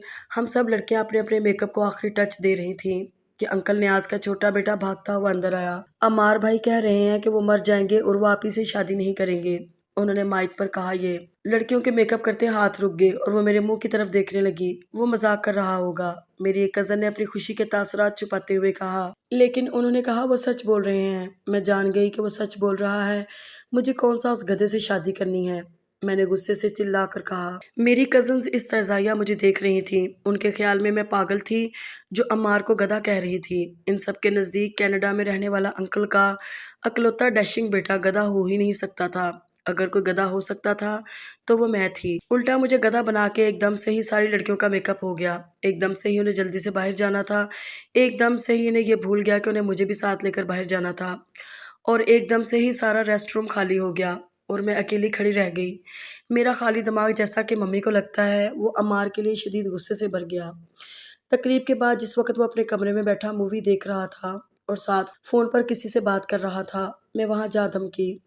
तुम इस गलतफ़हमी में क्यों थे कि मैं तुम्हें अपना मंगेतर समझती हूँ? मैंने हाथों को उसकी गर्दन से दूर रखने की बाकायदा तगदो की। ये गलतफ़हमी हमारे वालिदैन को थी। वो देख सकता था कि मैं कैसे अपने हाथों को सँभाल रही हूँ और वो महफ़ूज़ हो रहा था। तो तुम्हें ये गलतफ़हमी माइक पर ही दूर करनी थी? ये मुझसे गलती हुई। दरअसल इसका ऐलान मुझे इससे भी बड़ी जगह पर करना चाहिए था। वो अभी भी ढीठ ही बना हुआ था। मैं तुमसे अपनी मंगनी बहुत पहले तोड़ चुकी हूँ, लेकिन तुमने इसका ऐलान नहीं किया था। ऐलान मैंने किया है, तो तुम अब यहाँ क्या कर रहे हो? मैं अपने चचा के घर मौजूद हूँ, अपने कमरे में बैठा टीवी देख रहा हूँ। वैसे तुम इतने गुस्से में क्यों हो? तुम्हें तो मेरा शुक्रिया अदा करना चाहिए। मैंने खुद को तो मुसीबत से बचाया ही, तुम्हें भी बचा लिया। तो तुम मान रहे हो कि तुम मुसीबत हो जिससे मैं बच गई। मैं तुम्हें एहसास कमतरी में मुब्तला नहीं करना चाहता। हाँ, मैं मान रहा हूँ कि तुमने मुझे मुतासर नहीं किया, इसलिए मुझे तुम्हारे लिए मुसीबत बनना पड़ा। ओह! मेरे गाल गुस्से से सुर्ख हो गए और होंठ नीले। काश मैं सांप होती और उसे डस लेती और उसे नीला कर देती। लेकिन क्योंकि मैं सांप नहीं हूँ और उसे नीला नहीं कर सकती, इसीलिए मैं अपने कान गुस्से से सुर्ख कर रही हूँ। मुझे तुम्हें मुतासर करना भी नहीं था। कश्यप के निकाह में तुम्हें काफ़ी लड़कियों ने इम्प्रेस कर लिया होगा ना। तुम इन लड़कियों से जेलस हो। मैं हर लड़की से जेलस हुआ करती थी कि वो क्यों इतनी खुशकिस्मत है कि तुम जैसा लड़का उनका मंगेतर नहीं है। लेकिन अब हर लड़की मुझसे जेलस हुआ करेगी। मैं कहकर जाने लगी। तुम्हें ये तो दुख होगा कि मुझ जैसे हैंडसम लड़के ने तुम्हें छोड़ दिया। दुख? हाँ, बहुत दुख था। लेकिन पहले के तुम जैसे अब नॉर्मल लड़के से मेरे माँ बाप ने मेरा रिश्ता तय कर दिया, तो तुम खुद को नॉर्मल समझती हो। तुम्हें तो काफ़ी दुख हो रहा है अपने एबनॉर्मल होने के बारे में सुनकर। इनफैक्ट तुम्हें ये बुरा लग रहा है कि मैंने तुम्हें घास नहीं डाली। घास चरने से तो तुम्हें ही फुर्सत नहीं थी। अब जाओ, मुझे गुस्सा ना दिलाओ, वरना तुम्हें सज़ा देने के लिए मैं इस रिश्ते के लिए हाँ भी कह सकता हूँ। लेकिन ये सज़ा साथ मुझे भी भुगतनी होगी। हाँ, ये सज़ा तुम्हें ही भुगतनी होगी। ये वो ख्याल था जो मेरे ज़हन में आया और फिर कभी ज़हन से निकला ही नहीं। मुझे डर था कि जैसे ही हम लोग कनाडा वापस आएंगे, मम्मा पापा दोनों मुझ पर हमला कर देंगे। लेकिन ऐसा कुछ नहीं हुआ। दोनों का रवैया बहुत अच्छा रहा। बल्कि एक दिन तो उन्होंने मुझे कहा कि तुम हमें अपने फ़ैसले से आगाह कर देना, लेकिन पहले अच्छी तरह से सोच लेना। गो मैं अपने फ़ैसले से वहाँ सबको आगाह कर चुका था और बहुत हल्का-फुल्का था।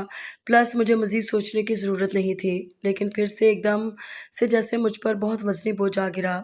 यानी अभी मुझे फिर से सोचना है। ठीक है, मैं सोच लेता हूँ। कल रात सोचूँगा। कल मैं फ्री हूँ। कल की रात आई तो मैंने सोचा कि आजकल मेरे एग्ज़ाम्स चल रहे हैं। मुझे एग्ज़ाम्स के बाद सोचना चाहिए। एग्ज़ाम्स के बाद मुझे ख़्याल आया कि ये मेरे एन्जॉयमेंट के दिन हैं। मुझे हर चीज़ भुलाकर सिर्फ़ एन्जॉयमेंट करनी चाहिए।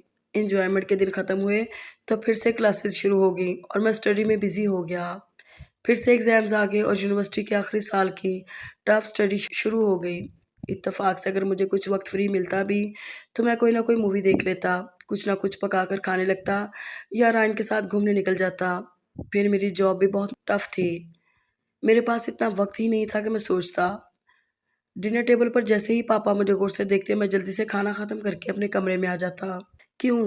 क्या मैं डर रहा हूँ कि वो मुझसे मेरे फ़ैसले के बारे में ना पूछ लें, जिसके बारे में मैंने अभी तक सोचा ही नहीं, उस फ़ैसले के बारे में जिस पर मैं बहुत क्लियर हूँ। नहीं, ऐसा नहीं हो सकता, मैं डर नहीं सकता। ये भी पापा का कोई ट्रिक है, वो मुझे उलझा रहे हैं। वो जानबूझकर मेरे ज़हन पर बोझ डाल रहे हैं। जो भी है, फ़ैसला तो हो चुका, बस एक बार फिर से इस पर सोचकर उन्हें आगाह करना था। छोटा-सा मामूली सा काम, लेकिन बस मुझे वक़्त ही नहीं मिल रहा था। तुम्हें वक़्त की क्या ज़रूरत है? बस झट जाकर कह दो कि तुम्हें नहीं करनी उर्वशी शादी। मेरे अंदर से आवाज़ आई। ये चीटिंग होगी। पापा ने कहा है, एक बार अच्छी तरह से सोच लो। पापा को किसने बताना है कि तुमने चीटिंग की है? कह देना अच्छी तरह से सोच लिया है। मैं गिल्ट का शिकार होऊँगा। मैं ऐसा नहीं करना चाहता। दरअसल तुम उर्वा से शादी करना चाहते हो। हाँ, तुम ये चाहते हो अब जब वाक़ई उसे छोड़ने का वक़्त आया है तो तुम्हारे दिल पर बोझ है। ऐसा नहीं है, ज़हर लगती है वो मुझे। इसी ज़हर के लिए तुमने 2 साल लिए हैं सोचने के लिए। अगर ऐसी ही ज़हर है वो, तो जाओ जाकर इनकार कर दो अभी। अभी मैं जॉब के लिए अपने इंटरव्यू की तैयारी कर रहा हूँ। देखा? फिर तुम कहोगे तुम इंटरव्यू देने जा रहे हो। फिर तुम कहोगे तुम अपनी नई जॉब में बिज़ी रहते हो। फिर ये, फिर वो। तुम अभी जाओ, अभी कहो। ठीक है, मैं अभी जा रहा हूँ, अभी-अभी। मैं पापा के रूम में आया, वहाँ मामा भी थीं। वो दोनों मेरी तरफ ऐसे देखने लगे जैसे मैं बोरी में बंद वो बोना था जो स्टोर रूम में कैद था, और अब वो बोना उनके सामने आकर खड़ा हो गया है। वो सवालिया बोने को देख रहे हैं कि बोल ए बोने, तुझे क्या चाहिए? तू अपनी बोरी से बाहर क्यों आया? पापा, मुझे आपसे बात करनी है। बोना इसलिए बोरी से बाहर आया। हाँ, बोलो। वो मुझे आपकी गाड़ी चाहिए, कल मेरा इंटरव्यू है। क्या मैं तुम्हें ड्रॉप कर दूँ? मैं खुद चला जाऊँगा। अपनी बात कह देने के बाद भी जब मैं वहाँ से नहीं गया तो पापा ने पूछा, और कुछ कहना है तुम्हें? नहीं, आपको ऐसा क्यों लगा? तुम्हारी शक्ल पर लिखा है कि तुम्हें कुछ कहना है। नहीं, मुझे कुछ नहीं कहना। मैं अपने कमरे में आ गया और अपना सर पकड़ कर बैठ गया। ये मैंने क्या किया? सामने मिरर में मेरा अक्स मुझ पर कह-कहे लगा रहा था। मैं नफ्सियाती डॉक्टर के पास जाना चाहता हूँ। ज़रूर मेरे दिमाग के साथ कुछ मसला है। तुम्हारे दिमाग में नहीं, दिल के साथ मसला है। मैंने अपने कान बंद किए और इंटरव्यू के लिए अपनी फ़ाइल तैयार करने लगा, जो तैयार ही थी। लेकिन उसे फिर से तैयार करने में क्या मसला था? कहीं कोई मसला नहीं था तो फिर मसला था कहाँ? मेरा इंटरव्यू हो गया, मुझे जॉब मिल गई। पापा अब रोज़ मेरी शक्ल की तरफ देखते हैं। आप ऐसे मुझे क्यों देखते हैं? क्या तुम्हें मुझसे कुछ कहना है? आप बहुत अच्छे हैं, मुझे यही कहना है। इतना कहकर मैं खिसक गया, और क्यों खिसक गया ये भी मालूम नहीं कर सका। अब जब मैं पापा को और पापा मुझे देखते हैं, मुझे यही लगता है कि अभी वो मुझसे कहेंगे, तुम्हें कुछ कहना है ना? कह दो। लेकिन तुम डर किस बात से रहे हो? मेरे अंदर से आवाज़ आई। क्या मैं किसी बात से डर रहा हूँ? मैंने खुद से पूछा। तुम्हारे अंकल उर्वा की शादी करना चाहते हैं। पापा कमरे में आए और फौरन से कह दिया, ओह, तो ये वो बात थी जिससे मैं डर रहा था। उर्वा की शादी से, यानी मुझसे, उसकी शादी ना होने से, प्लस किसी और से हो जाने से। इन दोनों बातों से मैं डर रहा था। नहीं, ऐसा नहीं हो सकता, कभी नहीं। वो तो मुझे नट लगती है। तुम अपना फैसला बताओ, तुम उससे शादी करना चाहते हो या नहीं, ताकि वो कहीं और कर सकें। अंकल ने उर्वा से पूछ लिया।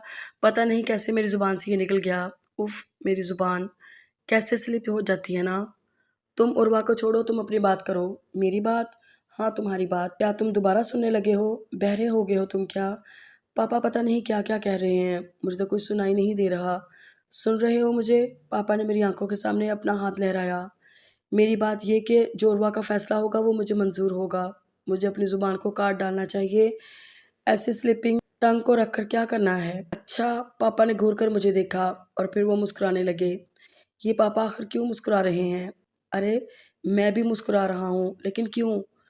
ओह मेरे खुदाया, ये मैंने क्या कर दिया? अपने ड्रेसेस का गम मैंने कैसे कम किया ये मैं ही जानती हूँ। मेरा ख्याल था वो बड़ा हो गया होगा, लेकिन कश्यप के निकाह में उसने जो किया, उसने उसकी सारी तमीज़ व बदतमीज़ी में बदल दी। यहाँ तक भी सब ठीक था। अच्छा ही हुआ उसने मंगनी तोड़ दी। उसमें मंगेतर बने रहने की सलाहियत ही नहीं थी। था क्या उसमें? मैं बहुत मुतमईन हूँ। मम्मी मेरे रूम में आईं और उन्होंने मुझसे कहा, तुम्हें अम्मार पसंद नहीं है? नहीं। मैंने फ़ौरन कहा, ठीक है, तुम यूनिवर्सिटी जाओ, अपनी स्टडी मुकम्मल करो, फिर हमें सोच कर बता देना। लेकिन मैं बता चुकी हूँ। अभी नहीं, अभी तुम छोटी हो। इससे ज़्यादा छोटी थी जब आपने मेरी मंगनी कर दी थी। अब तो काफ़ी बड़ी हो चुकी हूँ। अब मंगनी ख़त्म कर दें। होगा वही जो तुम चाहोगी, कोई ज़बरदस्ती नहीं होगी। हमने अपनी तरफ से अच्छा फ़ैसला किया था, लेकिन खैर, तुम वक्त लो। वक्त लेने से क्या होगा? वक्त और तजर्बे से बहुत सी बातें समझ में आ जाती हैं और बहुत से लोग अच्छे लगने लगते हैं। अच्छा, और वो हूँ, मैंने दिल में सोचा। मैंने रायना को बता दिया कि मेरी मंगनी टूटने ही वाली है बस। गुड, मुबारक हो। उसने दांत निकाले जो मुझे बहुत बुरे लगे। किसी की मंगनी टूट रही है और तुम मुबारकबाद दे रही हो, तो और क्या कहूँ? तुम्हें वो पसंद नहीं, तुम उससे नफरत करती हो।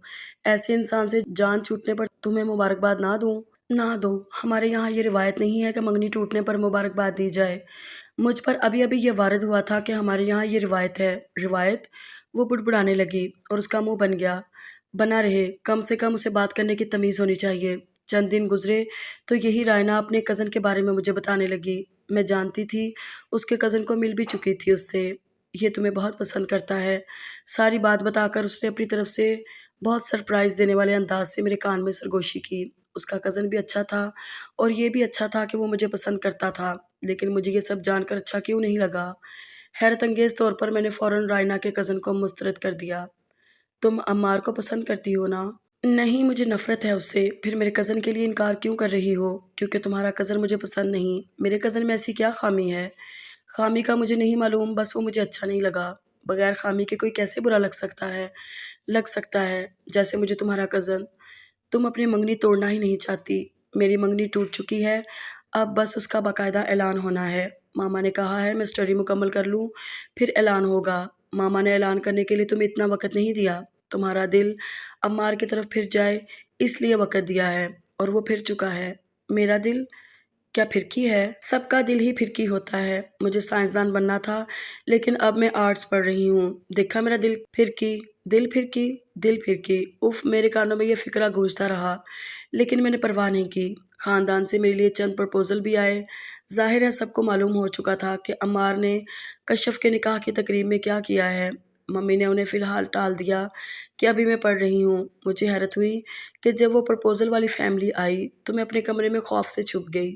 कैसा ख़ौफ़? मुझे समझ नहीं आया। मैं डर क्यों रही हूँ? मैं खुद से पूछने लगी। तुम एकदम से कैसे बीमार हो गई? ज़रूर तुमने अपनी स्टडी की टेंशन ली है। मम्मी मेरे एकदम से बीमार हो जाने पर हवास-बाख्ता सी हो गईं। मैं खुद भी हवास-बाख्ता ही थी।